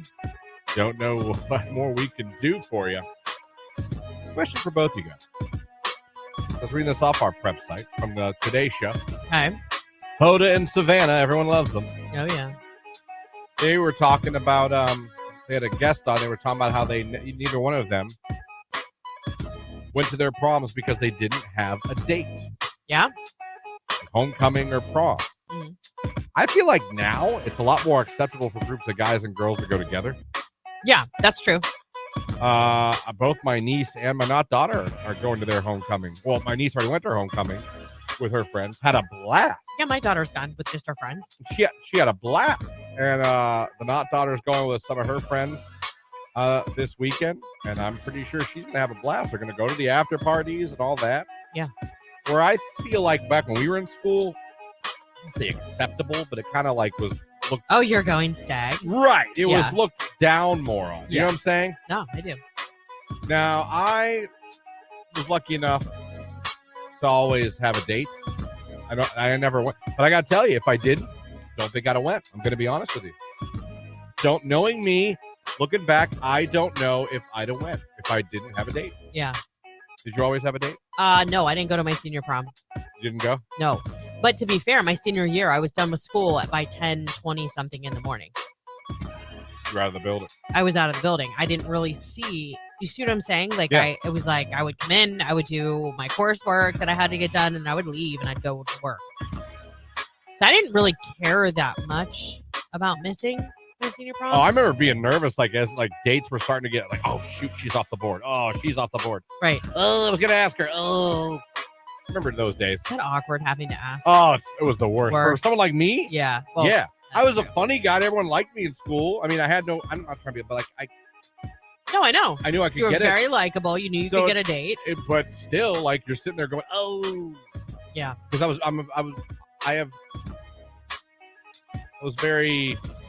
You pretty much, like I said, I was the guy. You could be like, Christian, I like you. I'd be like, wait, am I reading that wrong? You know what I mean? Right. No, Christian, yeah, we you should doubt date. it. Second Christian, guess we it. should date. I don't want to read too much into that. I don't. She's That's- literally telling You're you. probably just saying you'd like to have a sandwich. So I was. Or you want me to buy you lunch. Yeah, that was me always thinking like, yeah, I'm probably reading. Let's not jump the gun here, Chris. Marry me. I'm not going to fall for that. So I don't know if I'd have went. I'm going to be honest with you. Don't know if I'd have went. I don't know. Jake, have you ever asked a girl to the dances? No, Did you go to any of them? my senior year. You went Okay. with your friend? No, I went with a girl. Oh, But she asked you? I think so. I didn't want to go. Oh. you think she asked you? Yeah, because I didn't ask her, but it was also Did she work at McDonald's? yeah, and she was Okay. also the one that went lesbian, and then she had a girlfriend at the same time we went to prom, and I told her I didn't want to go because she had a girlfriend, and she said no, we're still going. I'm like, I don't want to go, but then my other friend convinced me to go, so I went. And then I had a girl that I was into grinding on me at prom that liked a girl that had a girlfriend. A lot. I think you lost me in the woods there somewhere. So the So, like, girl all the you- girls you liked were bisexual? Is that what No. Okay, let me see if I can do this. Okay. 'Cause I can't. So the girl that asked you to prom was a lesbian. Yes. She had a girlfriend. Yes. And because of that, you were kind of like, no, you're in a relationship. There's no reason I for have a me to question. go. but your friend convinced you to go with the lesbian who had a girlfriend. Correct. I took you that far. But why didn't the girl that wanted you to take her to prom not take her girlfriend to prom? Because I don't think she went to our school. I don't know. And, did your school have those rules? plans? We had plans to go before because we dated, and we had plans to go to prom, and then we broke up because she had a girlfriend. Well, yeah. I mean, turning lesbian will stop you from taking a guy to prom. Yeah. Yeah. So Okay. Okay. Now the follow through on the girl that was grinding on you. It was my date. I mean, because I was into her. We dated. I liked her. So she had a girlfriend. Was bi, not really lesbian. She was bi. Well, she told me she was bi, which is why I dated her, but I don't think she ever really was. Which is why I dated her. Fantastic, Jake. Yes! Yes! Yes! Yes! Yes! I know you just said she was grinding on you. Yeah. Do you do that to someone you're not into? Yeah, because she had a girlfriend. But I'm saying, like, if you're not into stuff, I don't think girls, straight or lesbian, are into grinding on people that they're not into on some level. You're a woman? Am I off base on that one? Well, I mean, like I've been out with a group of friends and we grind on each other. Grinding? Not grinding. I guess. Dirty Dancing, Patrick Swayze style? No, not quite like that. That's interesting. That is very interesting. So then you went. Yeah. And you had a good time? No, it was the worst night of my life. Because that was a thing. That's a bold statement. No, it was because it's only 24. I wasn't allowed to enjoy it because I knew in the back of my head that she had a girlfriend. This was wrong. I was miserable the whole time. So what you're saying is, if I could decode this, is you were like, I knew I wasn't going to get to have sex. No. Well, yeah. Well, yes, but no. Right. You're like, I'm with someone who's in a relationship. Yeah. Listen. I mean, not as interesting of a story as yours, but I had a friend who this girl and this guy that went to my high school, they broke up 2 times a day. The whole class was over it. We were all over it. We loved them both. They're like, oh my God, you two. They would fight during class. I remember a history class once. Now, our history teacher, God rest his soul, he's with Jesus now, and I'm not being funny. I loved the man. Yeah. Mr. Gillen. Shout out to Mr. Gillen. Pour out some liquor.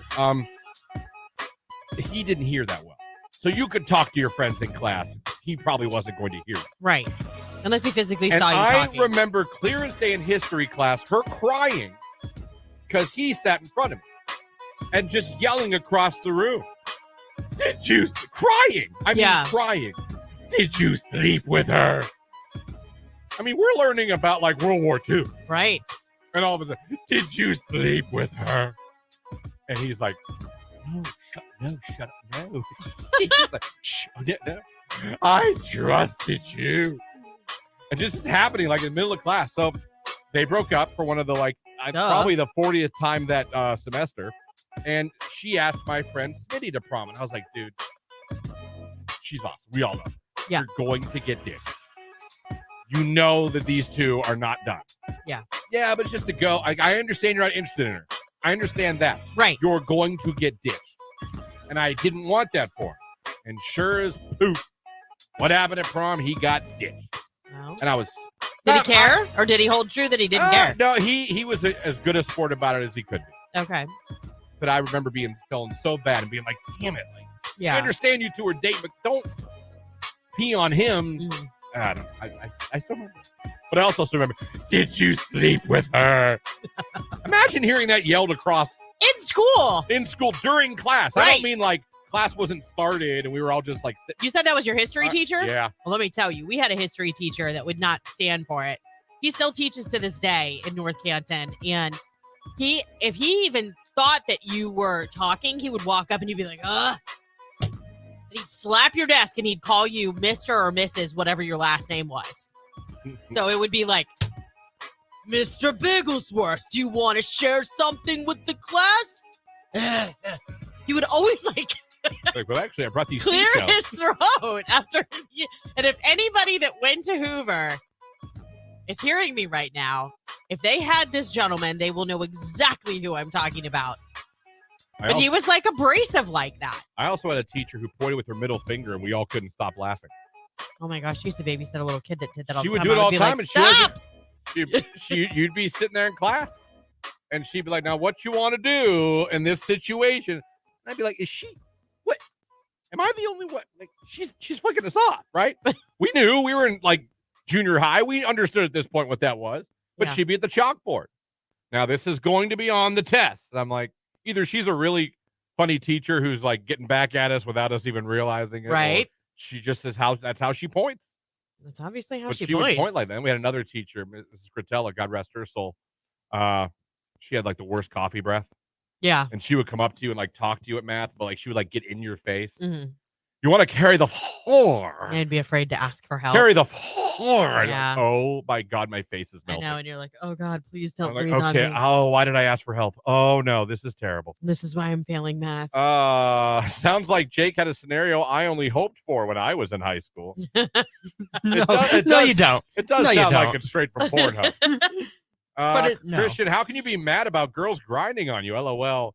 Were you in the closet? Me mad? Jake was is the one- Jake. It was Jake. I love listening to you guys in the AM on my way to work. LOL. Thank you. We appreciate you listening to that's us. super nice. Thank you. With that, let's take a look at sports. This is a Q92.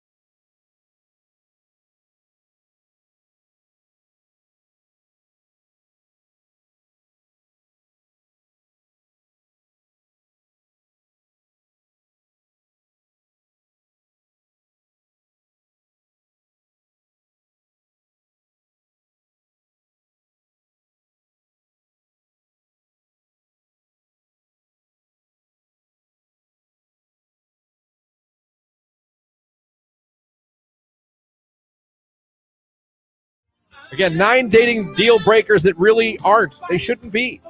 He's considerably older or younger than you. Yeah, I'm okay with That should not be a huge deal I mean, breaker. unless we're talking like 16 and 36, then I'd, Yeah. But if it's over 18, okay.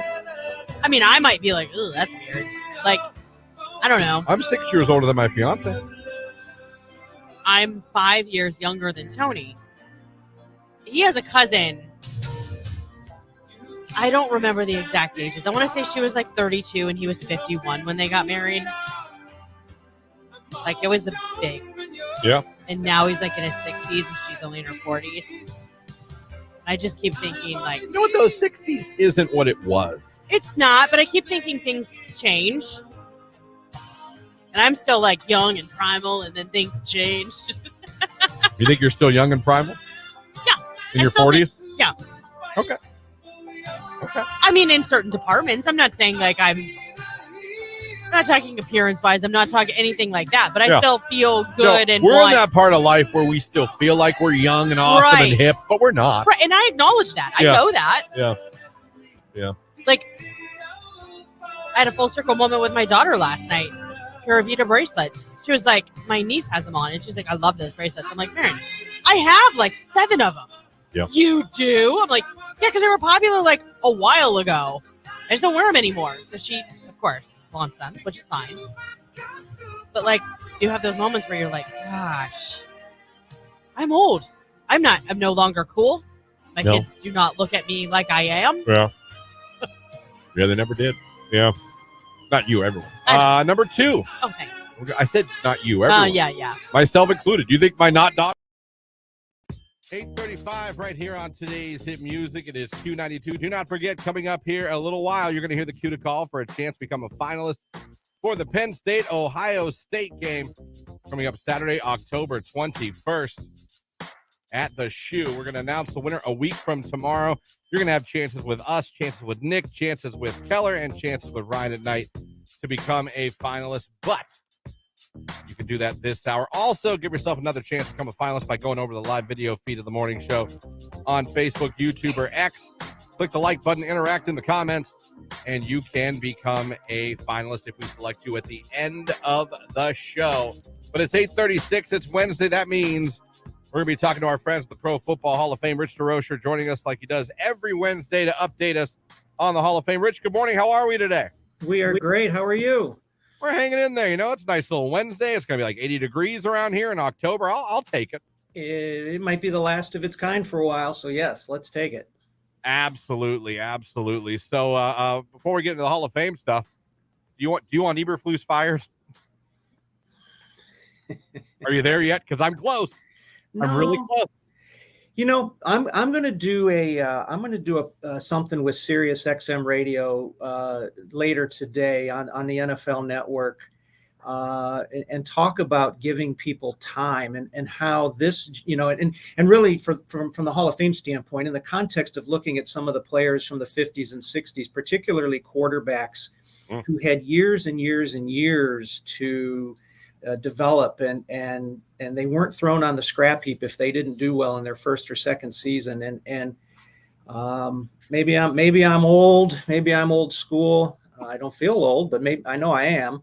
I just don't like giving up on people that quickly. I think you bring somebody in and you say, oh, we're going to give this a couple years. And then after half a season or 1.5 seasons, it's like, not going well.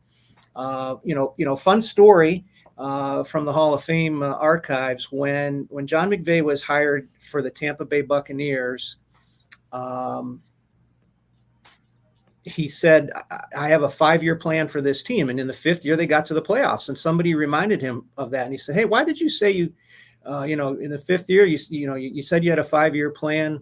And he said, well, I had a 5-year plan because I had a 5-year contract. If I'd have had a 3-year contract, I'd have had a 3-year plan. So, the expectation was you got a chance to fulfill at least your original contract and then you would be evaluated. And man, we are so quick to rush to judgment now on players and coaches. So no, listen, last Sunday was awful. Oh, just a complete giveaway, a meltdown.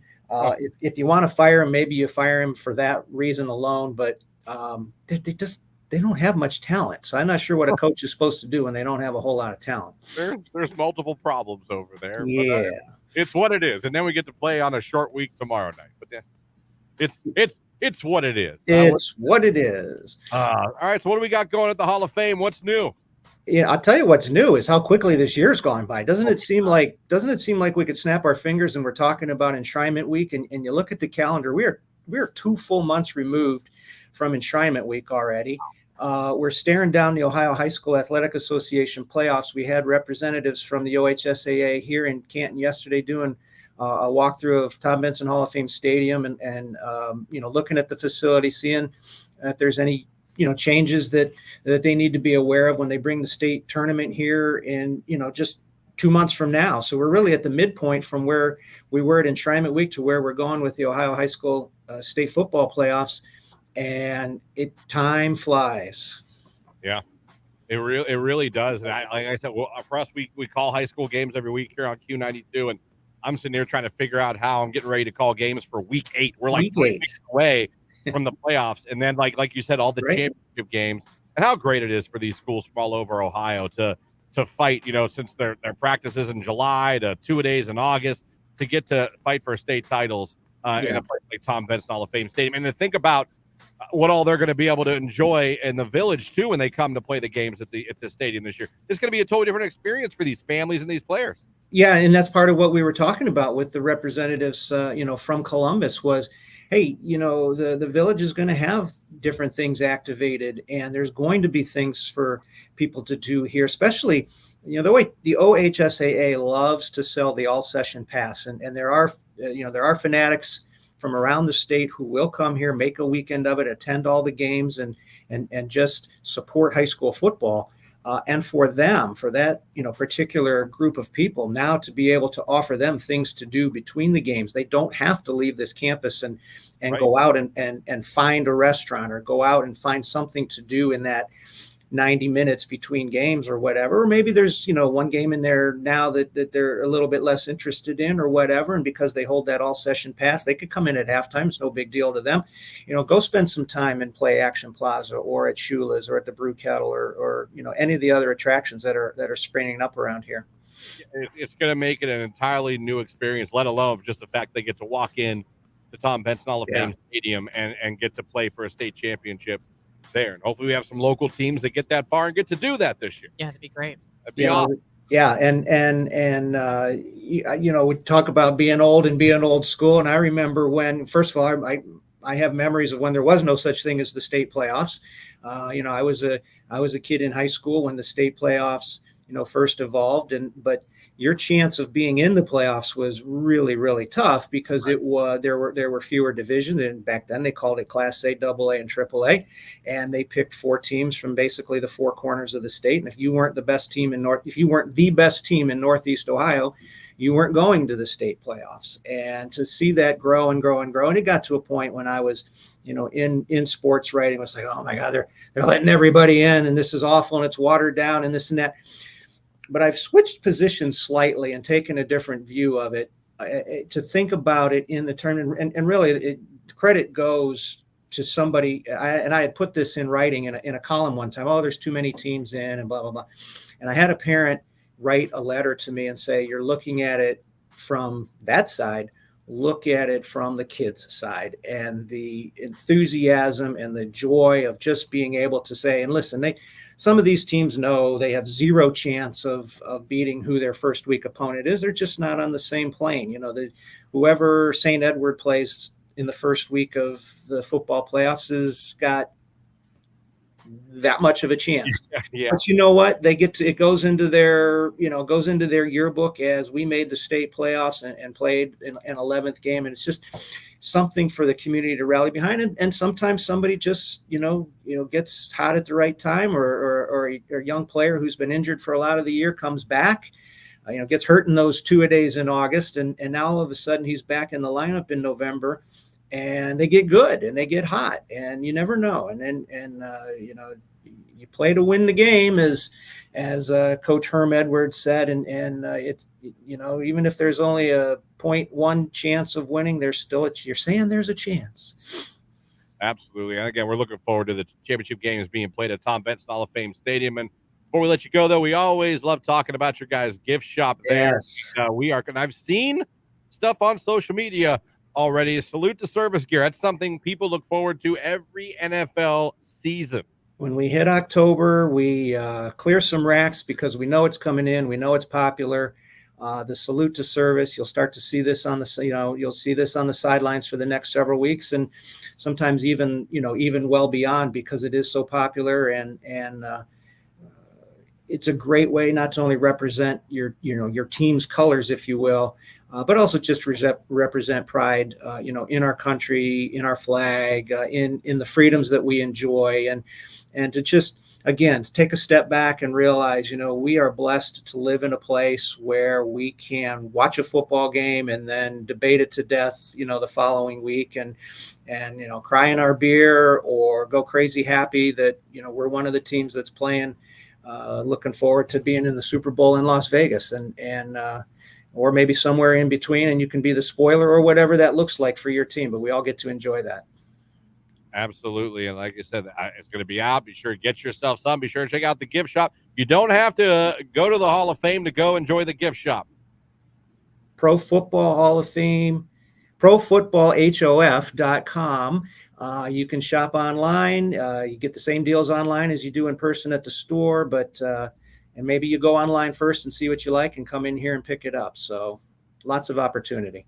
Always a good time. Hey, Rich, thank you. Always a pleasure talking with you. Appreciate the update. We'll talk to you again next week. All right. Thanks, everybody. Take care, Rich. Rich DeRocher, Pro Football Hall of Fame, joins us every Wednesday to update us on the Hall of Fame. That's salute to service gear. I've already seen it online. It's pretty sharp. Yes. It's sharp every year. And he's right. Like, even after the salute to service month, you see the coaches and players wearing that gear on the sidelines. even after it's over. Yeah, no, it's fantastic. Absolutely. You know what else is fantastic? You want to see what a real football looks like? Call now to win tickets to see the Buckeyes. Only from Q92. How would you like to be a finalist to go see Penn State at the Shoot taking on Ohio State? Very simple. Just be caller 10 right now. 330-450-9292. Be caller number 10, and you will be a finalist. We call the winner a week from tomorrow, so get yourself in the running right now, and maybe we'll be calling you. Ohio State, Penn State at the Shoot. Caller 10, you'll be our latest finalist. It's cute. It's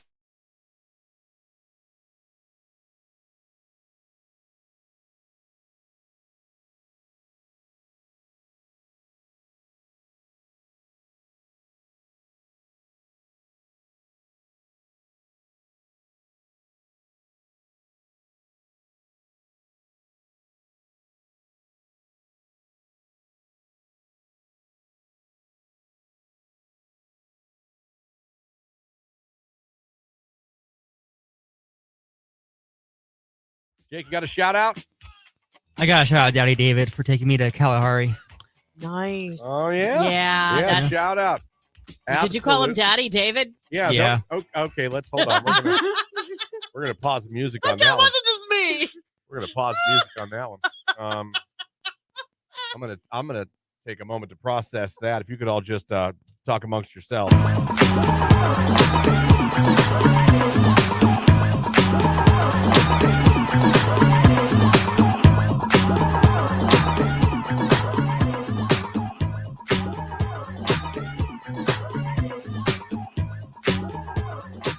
Okay.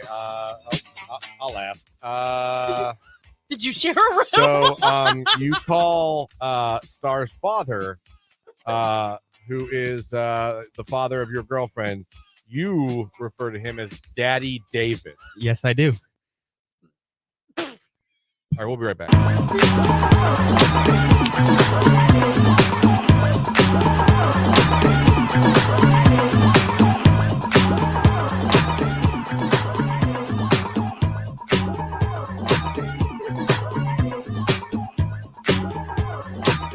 All right. Okay. So let's start here. Why? Well, because his name's David, and Okay. Given. Checks out. he doesn't like to be called David. He likes to be called Dave. And then he also doesn't like when people say daddy. So one day I jokingly bet he called doesn't. one day I bet he doesn't. one day I jokingly called him Daddy David, and then it stuck, and now he calls me Jakey Poo, and now it's just our thing. Okay. Are you dating the Oh, father boy. or the daughter at this point? What are we doing? No. What are we Do doing? you do this exchange in public? Sometimes. Like you might have somebody coming to your house to investigate or asking to see your computer. No. Better clear that browsing history, Jake. What? How did that modem get in the microwave? That is weird. So you call him Daddy. You can say hello, Daddy David, Yeah. and or he says to you, "Hello, what?" Jakey Poo. We'll be right back.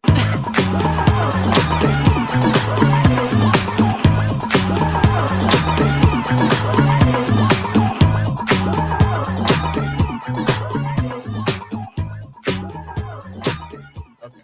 All right. Okay. I can't. Well, I've got something to talk to the therapist about now. Okay. Hey, to each his own. Who am I to judge? My stomach hurts. Does he by chance own leather chaps? No. Okay. Not that I know of. Okay. Well, that's good. Wow. Didn't expect that to come out of your mouth today.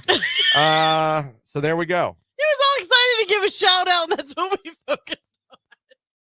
Well, it's kind of hard to just zoom past that. Well, but I said so. I didn't think you caught it, and I caught it, and it just struck me funny. I'm like, Oh, wow. Someone just texted in a bunch of crying, laughing emojis. Someone else wants to give one a shout out. I'm struggling to get back to where we were.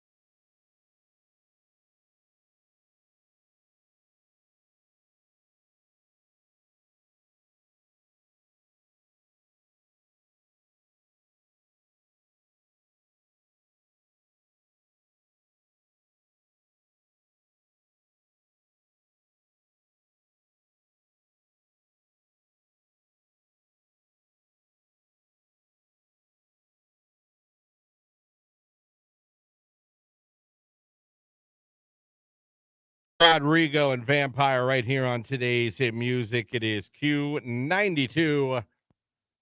Congratulations to our latest finalist, Cindy from Massillon. She was caller number 10. She is now in the running for a chance to win those tickets to see Penn State and Ohio State at the Horseshoe on October 21st. Now, coming up at the 9 o'clock hour, giving away tickets to the Factory of Terror. You'll have to be caller number 10. When you hear the cue to call in the 9 o'clock hour, do that, and you'll be going to the Factory of Terror. And also, if you're sitting there going, I wasn't caller number 10, I'm not in the running now for Penn State, Ohio State tickets, there's another opportunity. Just go over to our Facebook page, YouTube, or X, whichever you like, where the show is live on video, and you can like the live video and interact with us in the comments. Do that, and you're entered for a chance to become a finalist and possibly win the tickets next Thursday when we give them away. What a great game that'll be for someone to go to check out Ohio State and Penn State. It's 8:53. Another request for your call Wednesday. Christian, can I request Coolio Gangsta's Paradise? Wow. Haven't heard that one in a while. That's a good one, though. Good call, sir. It's Q92.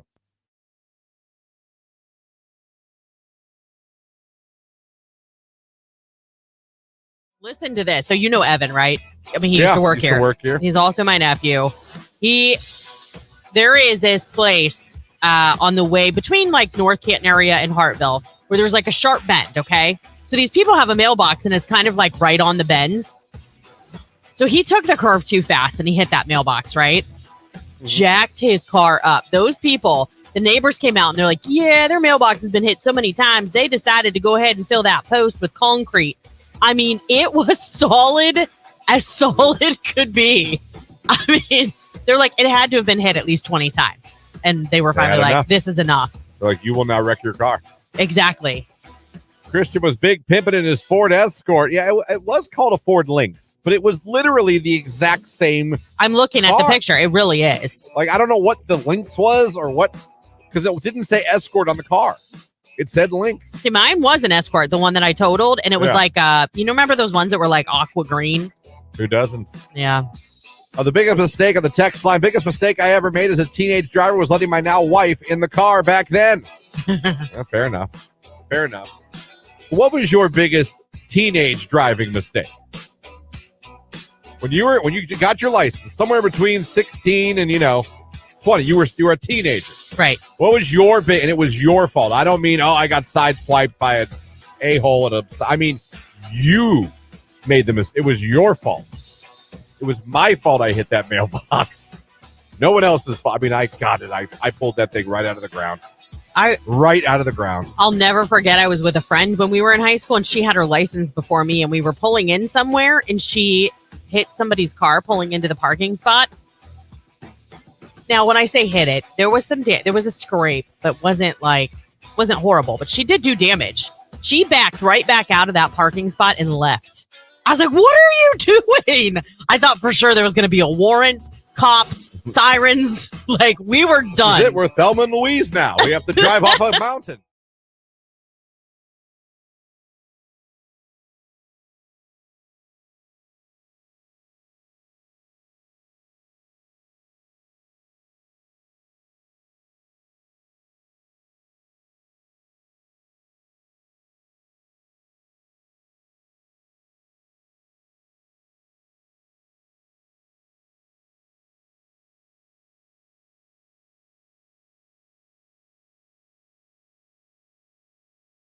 In case you guys are wondering, I did add calls his girlfriend's dad, Daddy David, to random facts about Jake.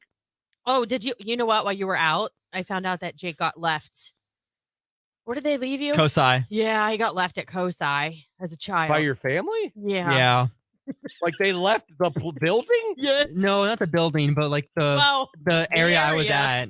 They said, follow me or I'm going to leave you here. And I didn't hear it. And I was left behind. His mama wasn't playing. Did you cry? I did cry. And they had to take me out of the part I was in and take me to like the main lobby.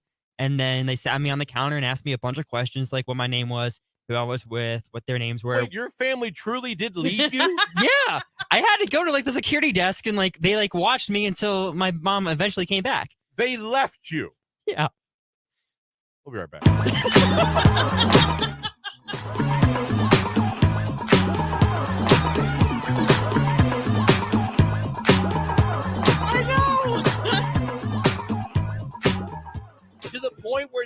take you to like the front desk and try to find your fan. Gangsta's Paradise going up. Our request on a Your Call Wednesday, 8:58. Again, coming up in the 9 o'clock hour, giving away Factory of Terror tickets. And at the end of the show, going to be announcing our random finalists that we selected from those of you that went over to the live video feed. Click the like button, interacted with us in the comments. We'll randomly select one of you and make you a finalist for a chance to win those Penn State, Ohio State tickets. It's all coming up in the 9 o'clock hour. Right now, it's Justin Bieber. What do you mean on Q?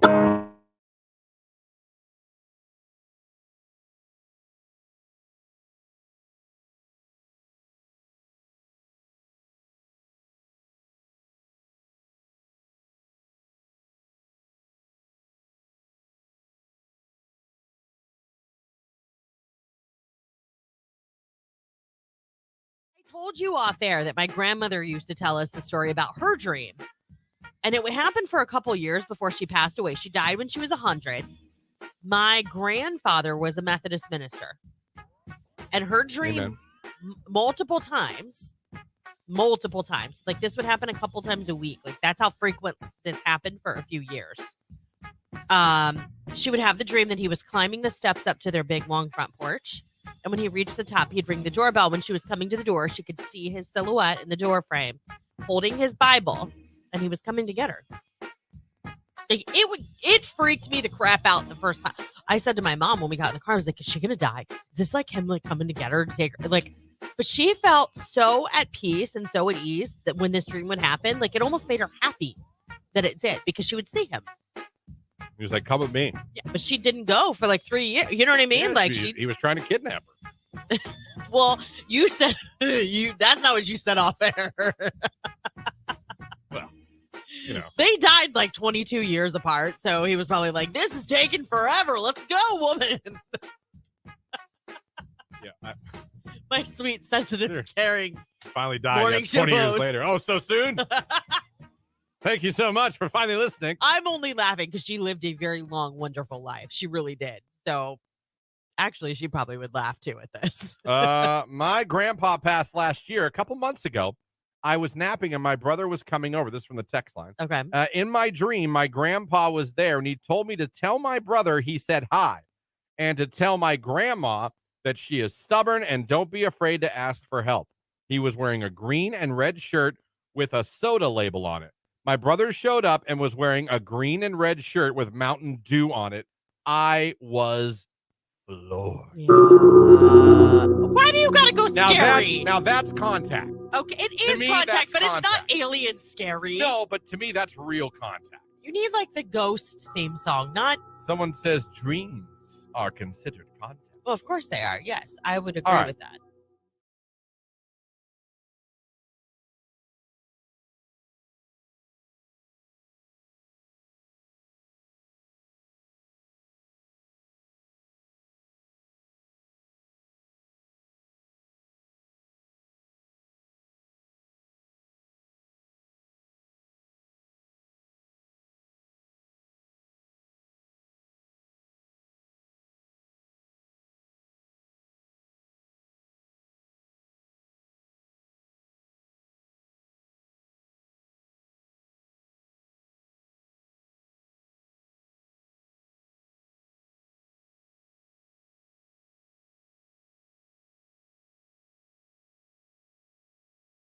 Coors Banquet.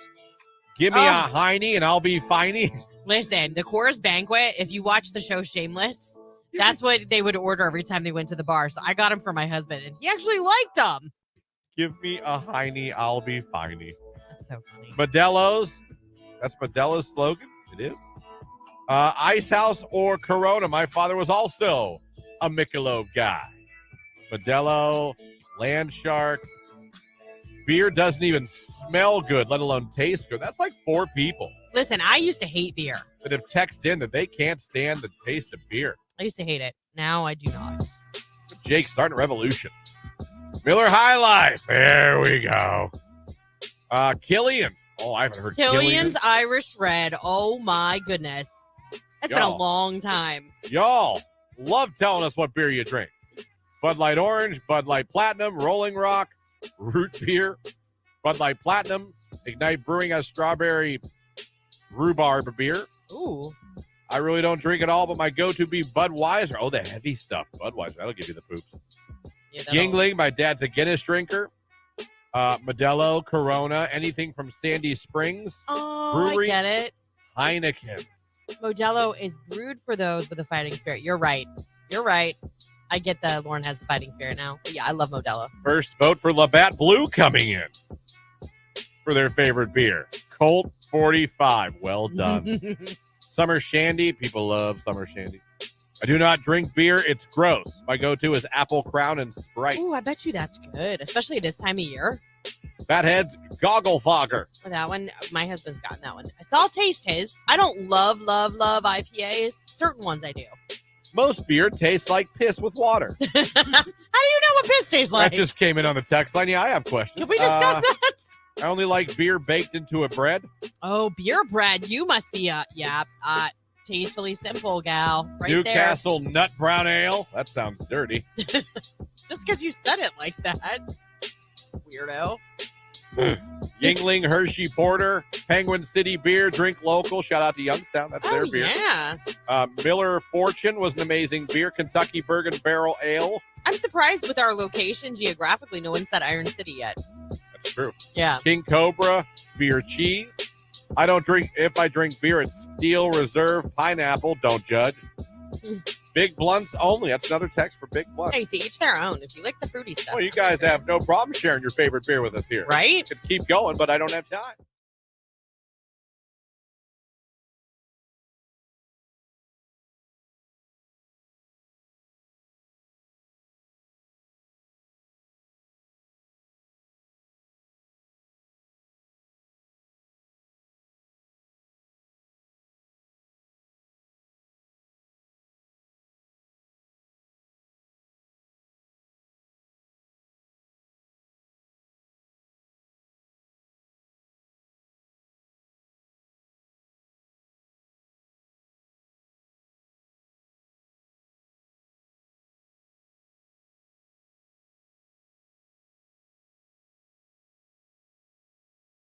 Fall asleep to the ID channel every night. At home, I have a fan on in pitch black, but if I go anywhere and stay at a hotel or a friend's house, I go to YouTube, put on white noise, or go to Spotify and put on an airplane sound. They have apps too. Like I have one that sounds like a fan on my. Yeah, that one Calm, the app. Oh Calm. yeah, I have that. Well, for a while I had a Is paid that a pay? subscription. You have to pay. You get some things free. It's better to pay though. I fall asleep to the sweet sounds of Judge Judy, someone says There on you the text go. line. Justice. I see on YouTube. I just, I now fall asleep to Bluey Well, because of my 2-year-old. yeah. That's fair. I use the small air filter system in my room. Does that make enough noise to fall asleep? I mean, it really just has to be that low something. Yeah, no. Like I said, give me a war movie. And me, cops. And I'm going to be good to go.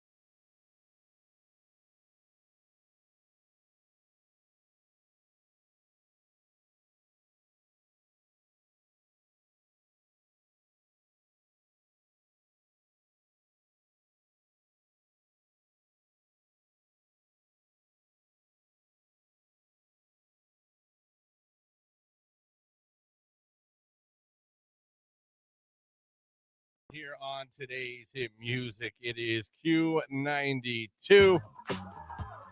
Christian, Lauren, Jake hanging out with you here on your Friday morning in the 9 o'clock hour. Like I said, coming up this hour, Factory of Terror tickets to give away. Not to mention, we're going to be picking that finalist at the end of the show. Someone went over and liked and interacted with us on Facebook, YouTube, or X. Get you in the running for a chance to win those tickets to see Penn State and Ohio State. So be sure to do that now. You got probably about 45 minutes left to go do that. Do that. And maybe we'll pick you at the end of the show. Got that coming up for you. You guys got any cool plans today? No. I have to run my kid back to the ortho to pick up his retainer. He got his braces off yesterday. Nice. 7 years of orthodontics work. I told him today when I kissed him before I left, I was like, you better smile at everybody you see today. Yeah, no kidding. No, it looks good. He looks great. So, yeah, we've got that. And then my daughter's getting new tires put on our car. I mean, just like things, you know what I mean? But I did plan a really good dinner on the grill tonight. Oh, that's good. Yeah. Looking up the grill's a great idea. Caprese chicken. It'll be good. Doing chicken? Yeah, but we're doing like, Caprese style where you do like the fresh basil and the fresh mozzarella and tomato and balsamic drizzle and with some rice, You lost salad. me at cheese. Of course I did. Cheese on chicken? Oh, it's so good. What Yeah. is up? Jake, what are you doing today? I might go see my grandma later. Oh, look at you. Now, is she just called your grandma, or do you call her one of those 8,000 nicknames everyone has? for her? No, just grandma. That was me too growing up. There was no nana. I didn't have poo-poo, that either. pee-pee. There was none of that. My kids don't call their grandparents, though, grandma and grandpa, though. We've said that before in the show. People all text in what they called. I mean, there's a Oh, yeah. million names. They've got Meemaw. a Nana and Yeehaw. Papa. Nana and Papa on Yeah. Tony's side. And then they call my grandmother Grammy Cracker. They've called her that ever since she was little. Because they used to call her Grammy, and then they were eating graham crackers one day, and they were like, Grammy Cracker, ha, ha, ha, ha. And it stuck. So, Coming up, apparently I have the phrase that proves your man is cheating on you. oh, really? Apparently there is a phrase that if you hear this coming from a guy, it means, yeah, he's probably cheating on you. I have audio of the phrase. Oh. So we'll play it, and then we'll see if it's true. I'll ask you girls, have you heard this from your man, and was it true or not? Because maybe we'll find out, yeah, he said it, but he wasn't cheating. Okay. There is a phrase. That Is if there he is there said- any science behind this? No, it started with an Instagram post, and women started sharing it and talking about it. Oh, okay. And So all, kind and of. all agreeing on it. Okay, I was going to say so kind of. Yeah, but Yeah. I'm just saying, like, Harvard didn't do this study over years. It was Okay. more of ladies on social media coming together. Yeah, I almost fell off my So, chair. What is the phrase that if your man says that he's probably cheating on you, we'll give it to you? Coming up here, it's 9/11. It's Noah Khan, Post Malone. It's Dial Drunk on Q.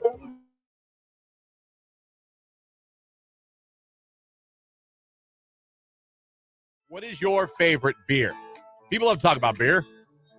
What is your favorite beer? Someone said Reds or Miller Lite. When is drink a beer at work day? Right? Some places it's every day. You can hide it. Beer is disgusting. Yeah, Dos some people don't Equis, like someone it. says Dos Equis is their favorite. After a bad day, I'd be headed to Ill Will Brewing in Columbiana for any beer they're serving. Bonus if Stokes Pizza is there. Miller Lite. I do like Miller Lite. Yeah, Miller Lite's great. Fatheads Spooky Tooth is the best seasonal beer. That's what I had last weekend. It is good. I even had this cinnamon sugar rim. Like they did that for me at Winking Lizard. Modelo is disgusting, the text line I says. love it. Love it with a little bit of lime. I love Michelob Ultra. Someone says, my dad used to drink just Michelob, the original. My dad did too. in that glass with like bottle. the thing around the top. Yeah. Now my dad would sit outside with an ice cold, I want a Michelob, son, a Michelob. That's how he'd say it. Blue Moon is someone's favorite beer. Ooh, yeah. Natty Light. Nice. Beer is nasty. That's the second person to say they don't like beer. Mick Ultra is my go-to beer. Busch Light Peach. I like all beer. Yeah, I get it. Corona with a slice of lime is my favorite beer. Voodoo Ranger Atomic Pumpkin is so good, someone says. There Well, you go, I'll have to Lauren. try that. I haven't tried the Voodoo Ranger. I've seen it at the store. Christmas ale, cinnamon sugar rim. Oh yeah, that's amazing. But I gotta wait till like Thanksgiving to do that. Another Corona. I'm 3 years sober now, but Milwaukee's Best Ice was my beer. Congratulations Yeah, on that's being awesome. sober 3 years. And good choice on the Beast.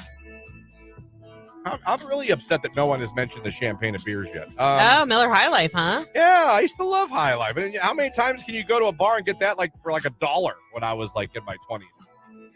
Probably because it's not everybody's favorite beer. It's the champagne of beers. Bud Light. Lauren must have the fighting spirit.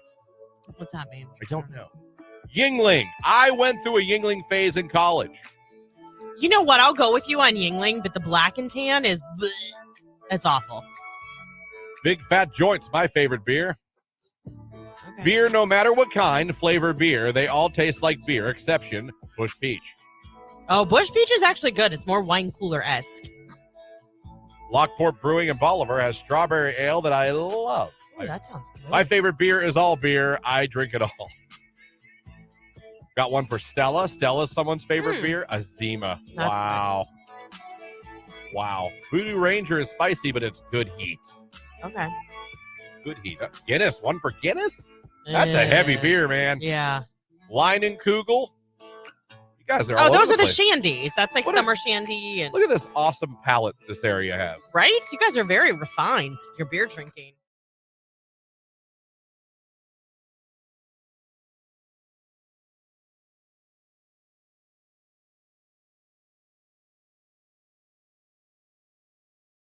Post Malone, Dial Drunk right here on today's hit music Q92. Got a forecast from Mark Johnson coming up. And like I said, Factory of Terror tickets to give away. One more finalist for Penn State, Ohio State.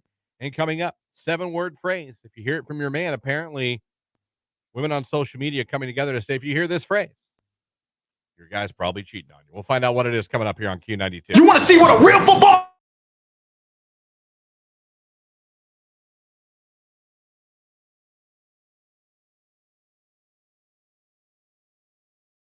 Soup with me.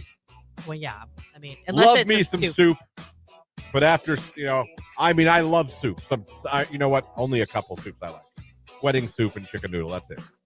But I love it. I'll have like 2 bowls, big bowls. Yeah. An hour later, I'm like, well, now am I going to eat? Do you put crackers in your soup? No. Why? Oh, that's for serial killers. Oh, stop. No, I don't do Jake, that. do you eat crackers in your soup? I don't eat soup. What? Of any kind? No. Fair enough. Not fair enough. Who doesn't like soup? Not me. I mean, I'll eat chicken noodle, but it's been years, and if I was given a choice, I would not eat it. Oh my gosh. I can't imagine my fall and my winter, my life without soup. Yeah. There for a while, I was eating soup every day for lunch. I borderline got into a fight with the fiance about food yesterday. Really? Yeah. You ever like have a conversation with your significant other, and when it's over, you're sitting there going, are we fighting? That ever happened to you? Yeah, with like, Tony? You got some feelings about Yeah. this? Like, is this, yeah. Is this like a thing right now? Is it done, or are we going to have chewed in a little bit? Yeah. Yeah, I had one of those. I had one of those over dinner because she wanted to make a chicken recipe that she looked for because she thought it'd be something I like. Yeah. With soy sauce. Christian. I don't like soy sauce. I voiced that. And I could just tell the tone of the conversation started to take a little bit of a turn as I emphasized you like soy sauce. Because it was like a trigger to my mom my whole life. Like telling me, you love this. I'm like, no, I don't. Right. I don't. That's why I don't Well, eat she it. was trying to convince you that you did. She said I've eaten things with soy sauce. And I've always said, if you trick me, trick me. And you but love don't give away the trick or I You love won't eat Chinese food, and there's a lot of soy sauce in some it. And of I don't that. get soy sauce with my Chinese food. No, it's in some of the sauces, is what I'm saying. So she didn't make Now that. she made breakfast. She made breaded, like she took chicken breast, made breaded chicken fingers. I just kept thinking to myself, like, did you poison this? Wouldn't be surprised. No. But it wasn't. I was like, we were going for a walk with the baby. And it would have to be super tempting. I was like, is this a thing right now? We not vibing right now? Over soy sauce? Soy sauce.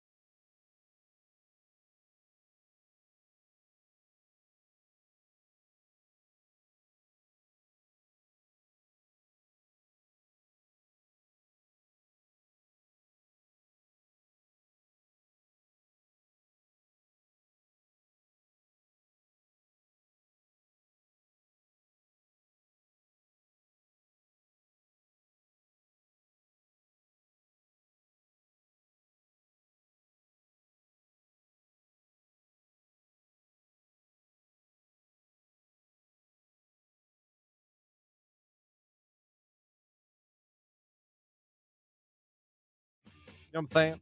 Yeah. Rage Room, when your friend has no kids, husband, lives with her parents, but says she's a life coach and posts videos of how others can improve their lives, Rage Room.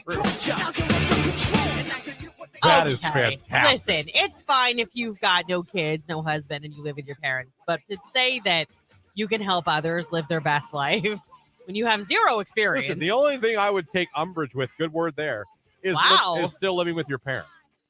No, if you don't have kids, you don't have to have kids to be successful. You don't have to have a husband or wife to be. Right. But I'm assuming you do need to be independent, though, to speak on how to. If your age starts with a 3 and you're still living with mommy, you should probably reassess a few things. Yeah. Now, unless you're ridiculously smart and have been stashing money away this entire time. Well, that would be really smart. Yeah. You know what I mean? Yeah. I get that. But I don't, how old is this friend who, no kids, no. If you text me 23, I mean, come on, that's fine. Yeah, but still. If you text me 31. How can you be a life coach at 23 when you haven't had any life experience? Yeah, well, touche. Yeah. Touche. Jake, you'd be a good life coach. Would I? At age 24? At age 24, I think you've learned a lot. You've moved out, had to move back in. Yeah, he's gone to school hard knocks. You have a job. You've started an own side business you're trying to get off the ground. Yeah. You're in a long-distance relationship that includes trust, travel. What's your mantra? I don't. He doesn't know what that means. Okay. What's your slogan, Jake, for life? I don't know. Just ride the wave. That's my slogan for life. Ride the wave. Yeah, ride the wave. Yeah, just ride the wave. Because on your electric surfboard. Yeah. I remembered. That came as a foam kickboard. It came as a foam kickboard you ordered from China on Instagram at night. For $300. You know what else? I had a friend who used to, and he would admit this, he would get drunk at night and order concert tickets and then ask girls to go to the concert with him. Random girls like he'd see at bars or We need to online. hook him up with my sister. He's married now. Oh, dang it. He's married My now. sister does that. She'll text me really late. She'll be like, which concert do you want to go to next? I'm like, stop. How much have you had to drink? Because we're going to be sitting front row. He wouldn't be about a friend. He'd be about, I'm going to take a girl to this. That's what he would do. It'd be for a date. Yeah. But he'd buy him drunk and he'd have tickets to like all these concerts and he wouldn't necessarily have anyone to go with. He would tell me about it. It was frustrating to him. He's happily married now. Everything's fine. I'm glad. Hopefully he takes But I her to remember that. shows. That stuck with me. Yeah. I was like, but you're buying just concert tickets? I was like, did you ask someone? No. I'll find somebody to Like, go with you're, me. You're buying them and drunk, and then you're like, well, I'm going to find a girl and we're going to go to the show. Yeah. All right. Hey, man. Good on you. Yeah. Text message, Jake is a secret serial killer. He is not, I assure you. No! Oh, he wouldn't hurt a fly. He's or would he? literally, no, he wouldn't. He's literally the nicest kid you'll ever, no, I can't say kid. You are the nicest kid that I've ever met. I have to say that because technically I could be your mom. Yeah. How old are you? 24. Oh, I could easily be your mom. I would have had you when I was 18, but still, it happens. Oh, a lot. Yeah. Yeah. Makes for great senior pick.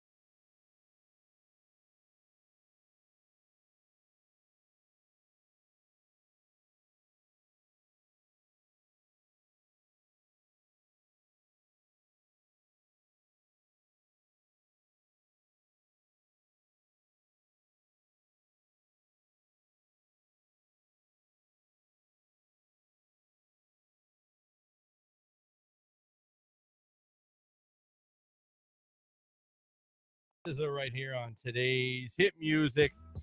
It is Q92. A lot of women out there, they always wonder, is my man cheating on me? Is he stepping out on me? Does he have some hoochie on the side? Hoochie.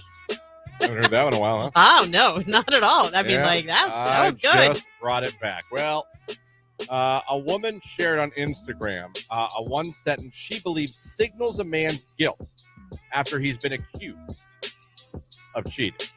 So she did that, and then other people on social media started picking up on that, talking about it. And a lot of women, they claim to say this is pretty much 100% true.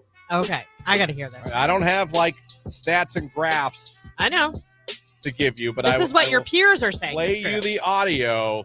This is what Mariah was her is her name. That was her name, and this is according to her. This is the phrase: if you accuse your man of cheating, and you get this in response, according to social media, this means, oh yeah, he be cheating. Let's find out what it is. If you confront your man for cheating and he says, go ahead and believe what you want, I hate to break it to you ladies, but that man is guilty. He is guilty. So go ahead believe what you want. Okay.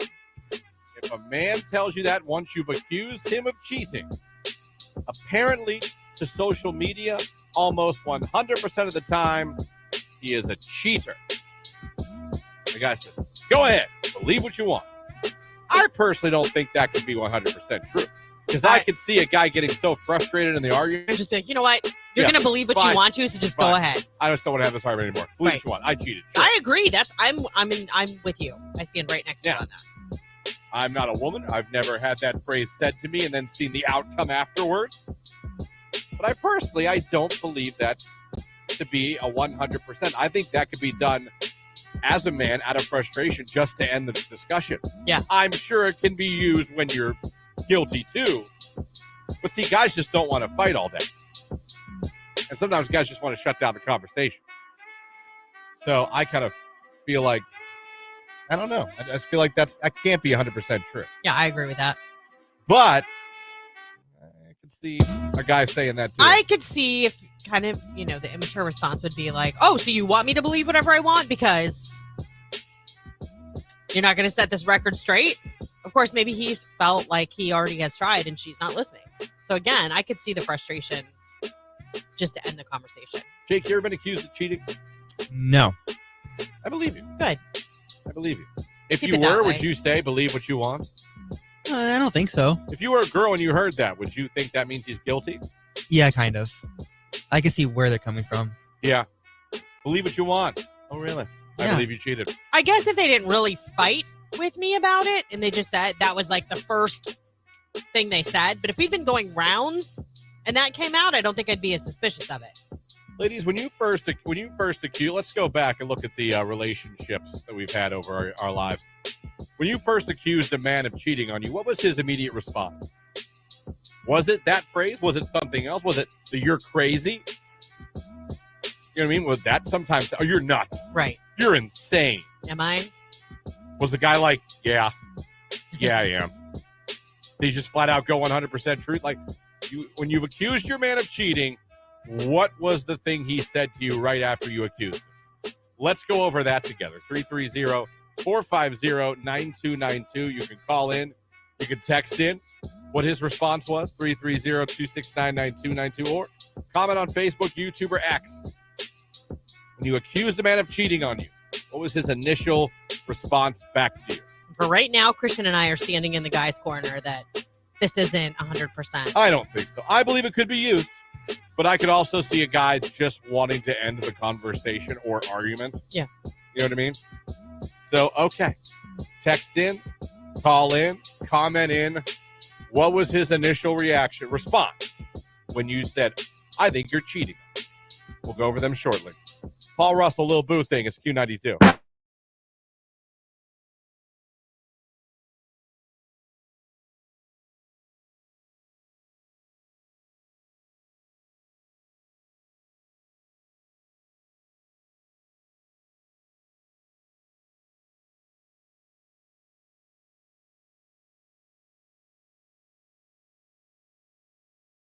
small fee might be in your future.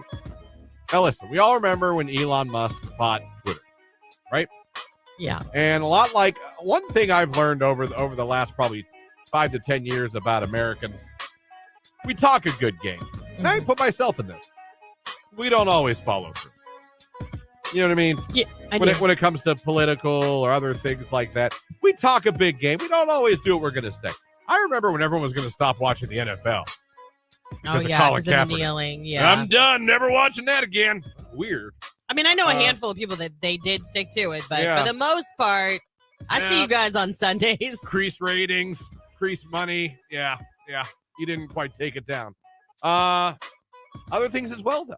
And I bring this to Twitter. When Elon Musk bought Twitter, you know, if you go back to I'm just using this as an example, the Kaepernick thing, a lot of people on the right were pissed.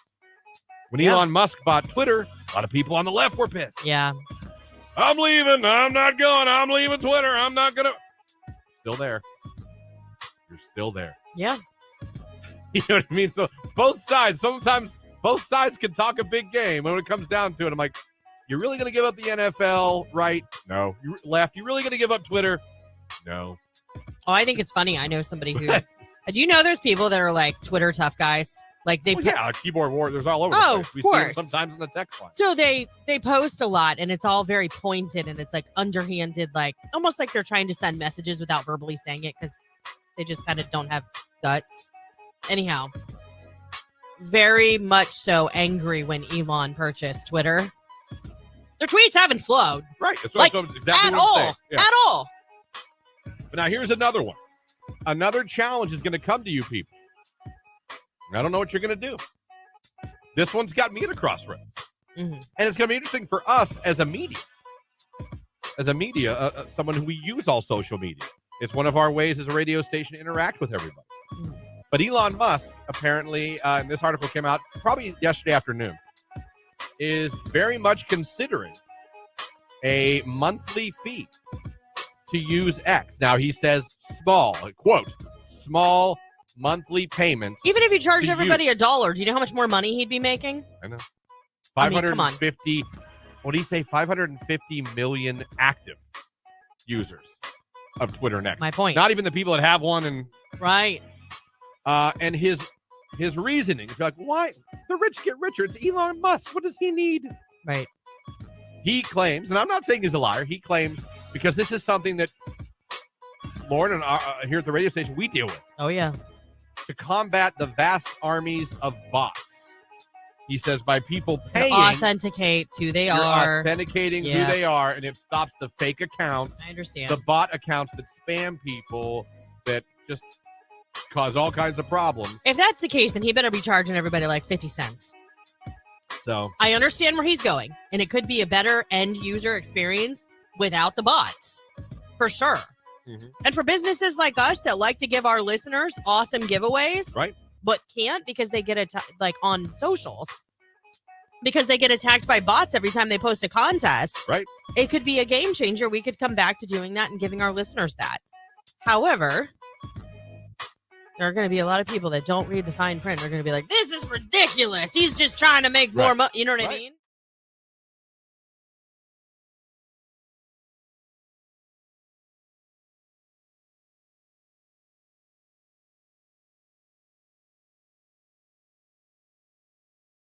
Coors Banquet, give me a Heine and I'll be finey. Listen, the Coors Banquet, if you watch the show Shameless, that's what they would order every time they went to the bar. So I got them for my husband, and he actually liked them. Give me a Heine, I'll be finey. That's so funny. Modelo's, that's Modelo's slogan. It is. Ice House or Corona. My father was also a Michelob guy. Modelo, Land Shark. Beer doesn't even smell good, let alone taste good. That's like 4 people. Listen, I used to hate beer. That have texted in that they can't stand the taste of beer. I used to hate it. Now I do not. Jake starting a revolution. Miller High Life. There we go. Killian. Oh, I haven't heard Killian's Irish Red. Oh, my goodness. Right, what was your man's reaction when you accused him of cheating? What was the first thing he said to you after? Well, he told me he was content. So he was okay. He would not cheat on me because he's content in our relationship. So that's what he said. He goes, I'm good. I'm content. Yeah. Was he yeah, cheating? Why would I cheat? Right. No, he wasn't. Nice. Okay, So you so you called can him trust out. him. He was like, no, I'm good. I like where I'm at. So you have a good man. Right. I think so, yes. Well, good for you. I'm glad you have one. Yes. Thank you for the call. Appreciate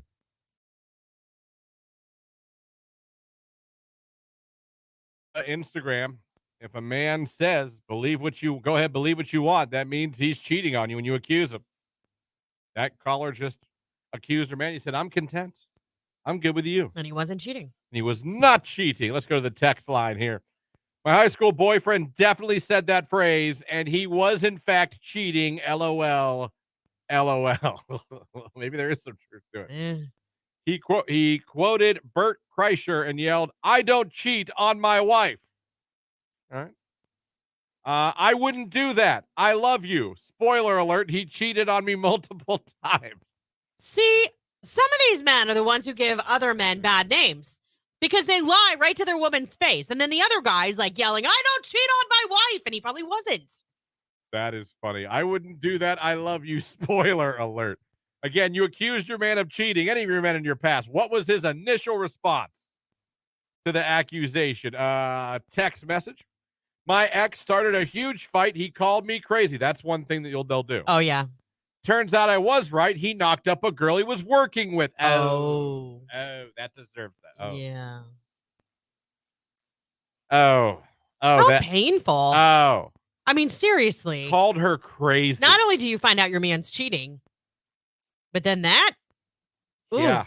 Yeah. Ouch. So sorry. Yeah. Now there's a sex trophy. Oh, man. Kids are called that sometimes. Well, there's another word I can't use on the radio. I did not know that. I learned something new today. Yeah, F trophy. I guess tonight at dinner when we go around the table and you have to talk about one thing you learned during the day. Yeah. Now No, I'm just kidding. I will it's not actually share the that F with my family. word, but I obviously I can't say it. They're called F I trophies. got it. Yeah. Believe it, LOL. I'm a woman and I was listening my whole drive to work to hear what the line would be. And in my head, I kept thinking exactly that. Go ahead, believe what you want. That's another listener that had the line said to them. And it was, in fact, the line. Yeah. So maybe there is some truth. Ugh, man, I'm sorry to hear that, ladies. Yeah. I think the crazy one's the worst. I think that's a surefire You're crazy. way. Right. I really am I? do. Because I don't think I am. You're crazy. Just because I'm kissing other women, you think I'm cheating? Just because we're sleeping together, you think I'm not faithful? Wow. Again, still time to chime in on this one. You accuse your man of cheating. What was his initial response? What did he say to you? When we found out, according to women on Instagram, if your man says, go ahead, believe what you want, it means he's 100% cheating. Very interesting. It's 9:38. Hey, guess what?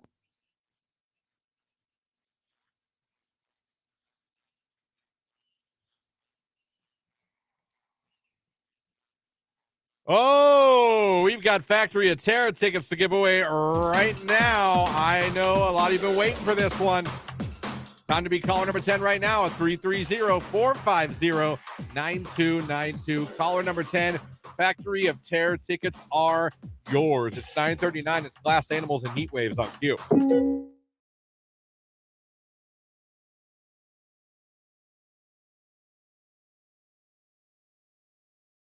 You think of the worst concert you ever went to, Jake?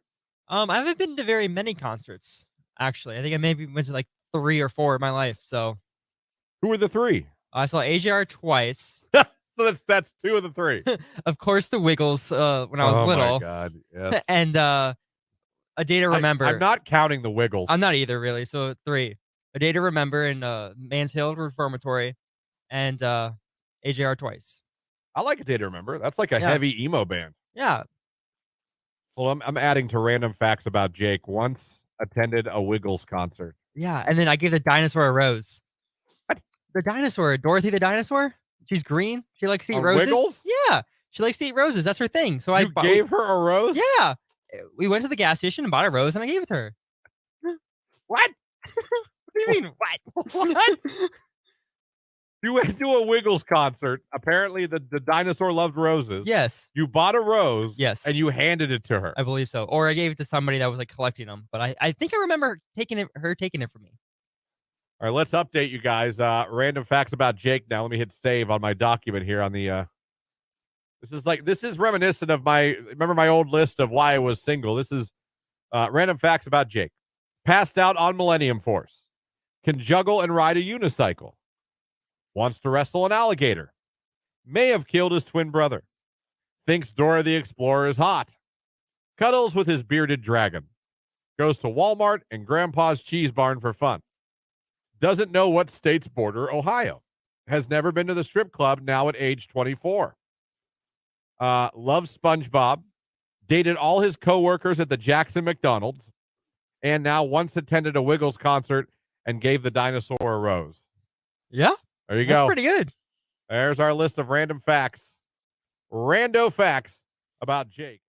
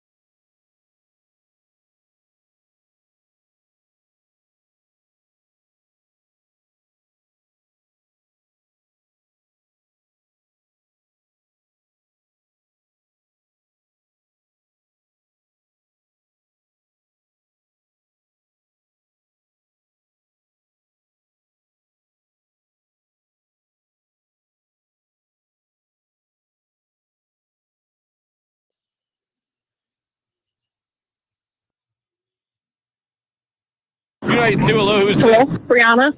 Brianna, where are you calling from? Canton. Oh, Brianna, guess what? You're calling number 10. You're the winner. Awesome. I've been waiting all day, or all day yesterday at least. Awesome. Well, you know what? All that listening paid off because you are headed to the Factory of Terror on Mahoning Road in Canton. And Brianna, you're going to scream your way through 4 spine-chilling attractions. The 1300 Lost Souls, Industrial Nightmare, Lafayette 13, and Massacre on Mahoning. Plus, you can enjoy 5 full bars and axe throwing. Just tell everybody your favorite station that made you a winner. Q92.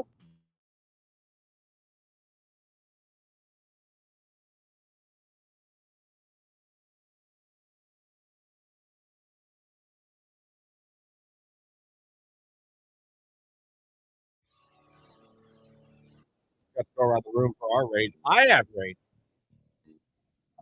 Quick story, Tal. I'll try to be brief. You've heard me talk about how much I love crispy, crunchy chicken, right? Yes, I have. Nasty chicken. It is the bomb diggity. I don't Okay. think they say that. Right. No. It's not stuff. I can tell you that. That's Okay. no cap. A lot of riz in that chicken. A lot of riz in that chicken. So, driving home, being out Saturday, we decided, I'm going to get, there's one in Girard. On the way home, I'm going to stop and get crispy, crunchy chicken. I buy it all the time. Big sign on the freeway for it. I was so excited. I haven't had a chance to get it. And Jamie was like, get it, let's go. Treat yourself. You wanted that for a long time. We had a great day together. We were in a great mood. I get it. You wanted that forever. You haven't got it. But I will get it. I'm telling you, I'm so excited to get crispy, crunchy chicken. I'm like, this is going to be fantastic. I pull in. There's the sign. It's the same sign I've seen at all the other crispy, crunchy chickens. It's way up high. It's right there on the building. It says crispy, crunchy chicken. I'm like, oh, my God. Let's go. Give me an 8-piece and your JoJo fries, and I'll be gone. I walk in, right? Looks just like every other crispy, crunchy chicken. Ask me what went wrong. It was closed. Oh, no, it was open. Okay. Ish. Understaffed? Yeah. Roast chicken? No. Listen to this. At that crispy, crunchy chicken, the one I pulled into and decided to go to, they don't actually sell pieces of chicken, only chicken fingers.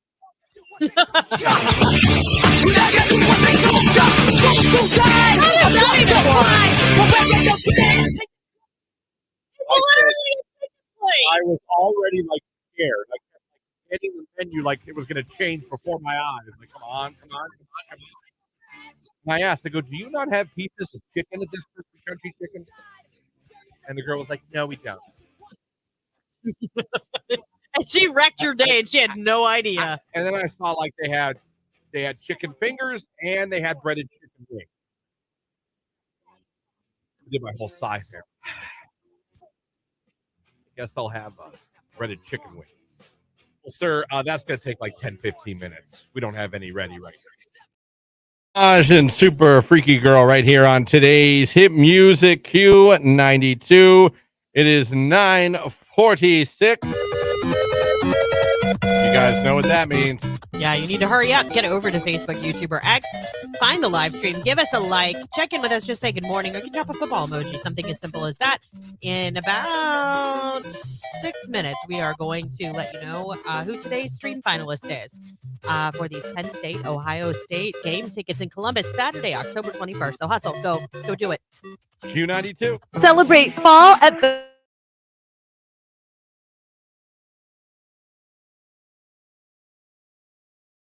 Like my fiance,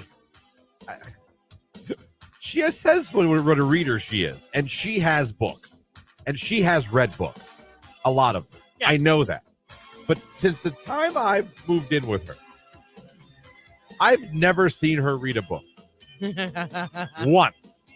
Do I believe she loves reading books? I do. Do I believe she has read a lot of books? I do. I was going to say, she has. But I'm telling you, in the time I've lived with my future wife, the mother of my children, I have never seen her sitting not even on reading vacation? a book. No, all she does now is play this game on her phone with the not daughter.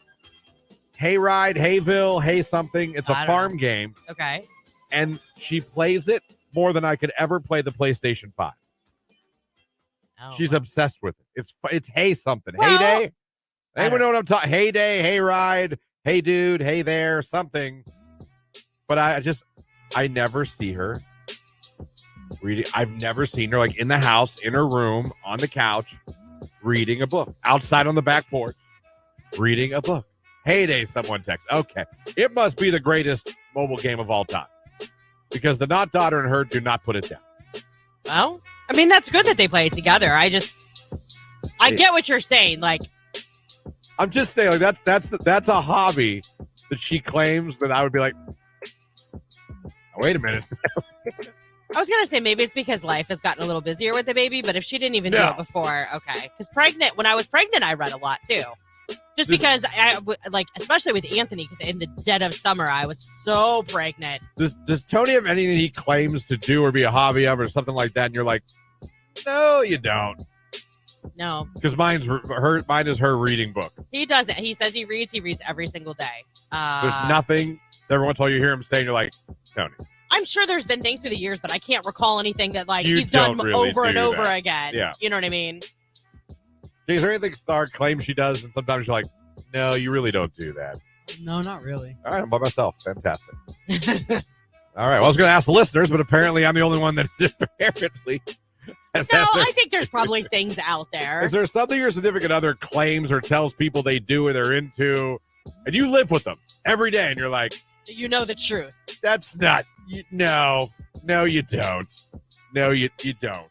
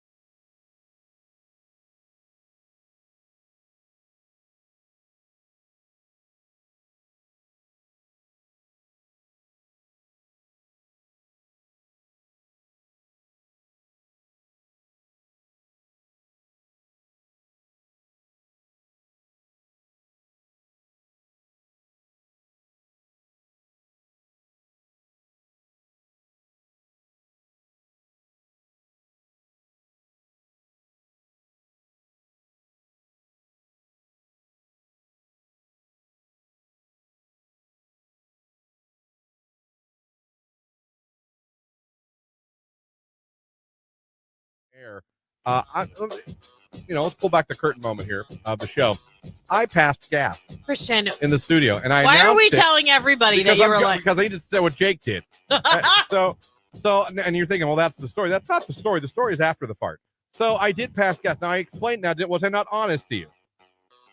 I said, Lauren, what did I say to you? I don't know if it's going to smell or not. So, just so you know. Just so you know, I passed gas. And then Jake had his headphones on, and Lauren's like, "Oh my God, Jake's headphones are on. He doesn't know." And so he's like, "What? I missed it." And she said, "Christian farted." And on God, the very next thing that Jake does, the second he's told that I farted, I poop you not. I'll stop the music so you can hear my impression. This is what Jake does. He tries to sniff it. He did. It's true. He literally tries to inhale so my fart. nasty. And at that point, I did not feel bad if it smelled. Because I'm like, well, you went looking. You did declare that. You're like, well, it's his own fault if he smells it. I mean, if you're gonna, because he really went in to try and smell it. He tried to inhale the room. I mean, I don't know what that. Jake, do you like smelling farts? No, I just wanted to see if I could smell anything. I couldn't. You sure did. Thought you were going to pass out. It was like he couldn't breathe, and he was taking in as much oxygen as possible. Oh my God, I killed Jake. Someone get Jake some oxygen. Oh, anyway, just thought I'd share that to let you know the human side of us. Yeah, this is what happens when the mic is off. Really, and sometimes on.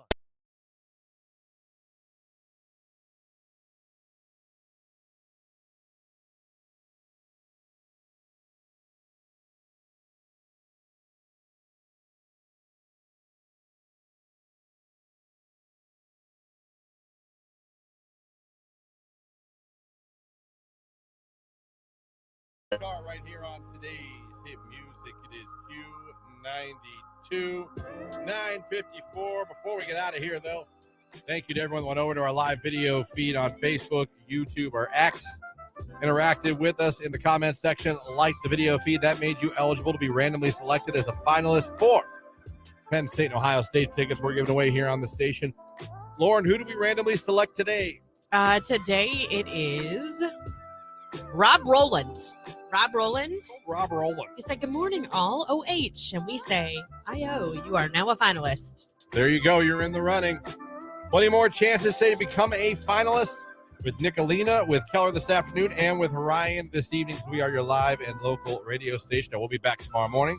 We'll be getting more finalists for that contest for Ohio State with Penn State. We'll have more prizes to give away. Get into whatever weird topics we get into. It's always a good time. And it'll be Thursday, which means we'll be closer to the weekend. Get out there, enjoy this awesome weather while you can. Got about 2 more days, right? Till the bottom falls out. Yeah. I mean, it looks like it's going to be today. Friday. I'm so excited to wear jeans and a sweater to work. But today, definitely, if there's something you want to do, wash the car, do stuff in your yard, whatever it is, today would, if you haven't done it yet, I would tell you, take advantage of today. Yeah, for sure. Thank you guys for listening on Q92. Thank you guys for streaming on Q92radio.com. And thank you guys for watching on Facebook, YouTube, and on X.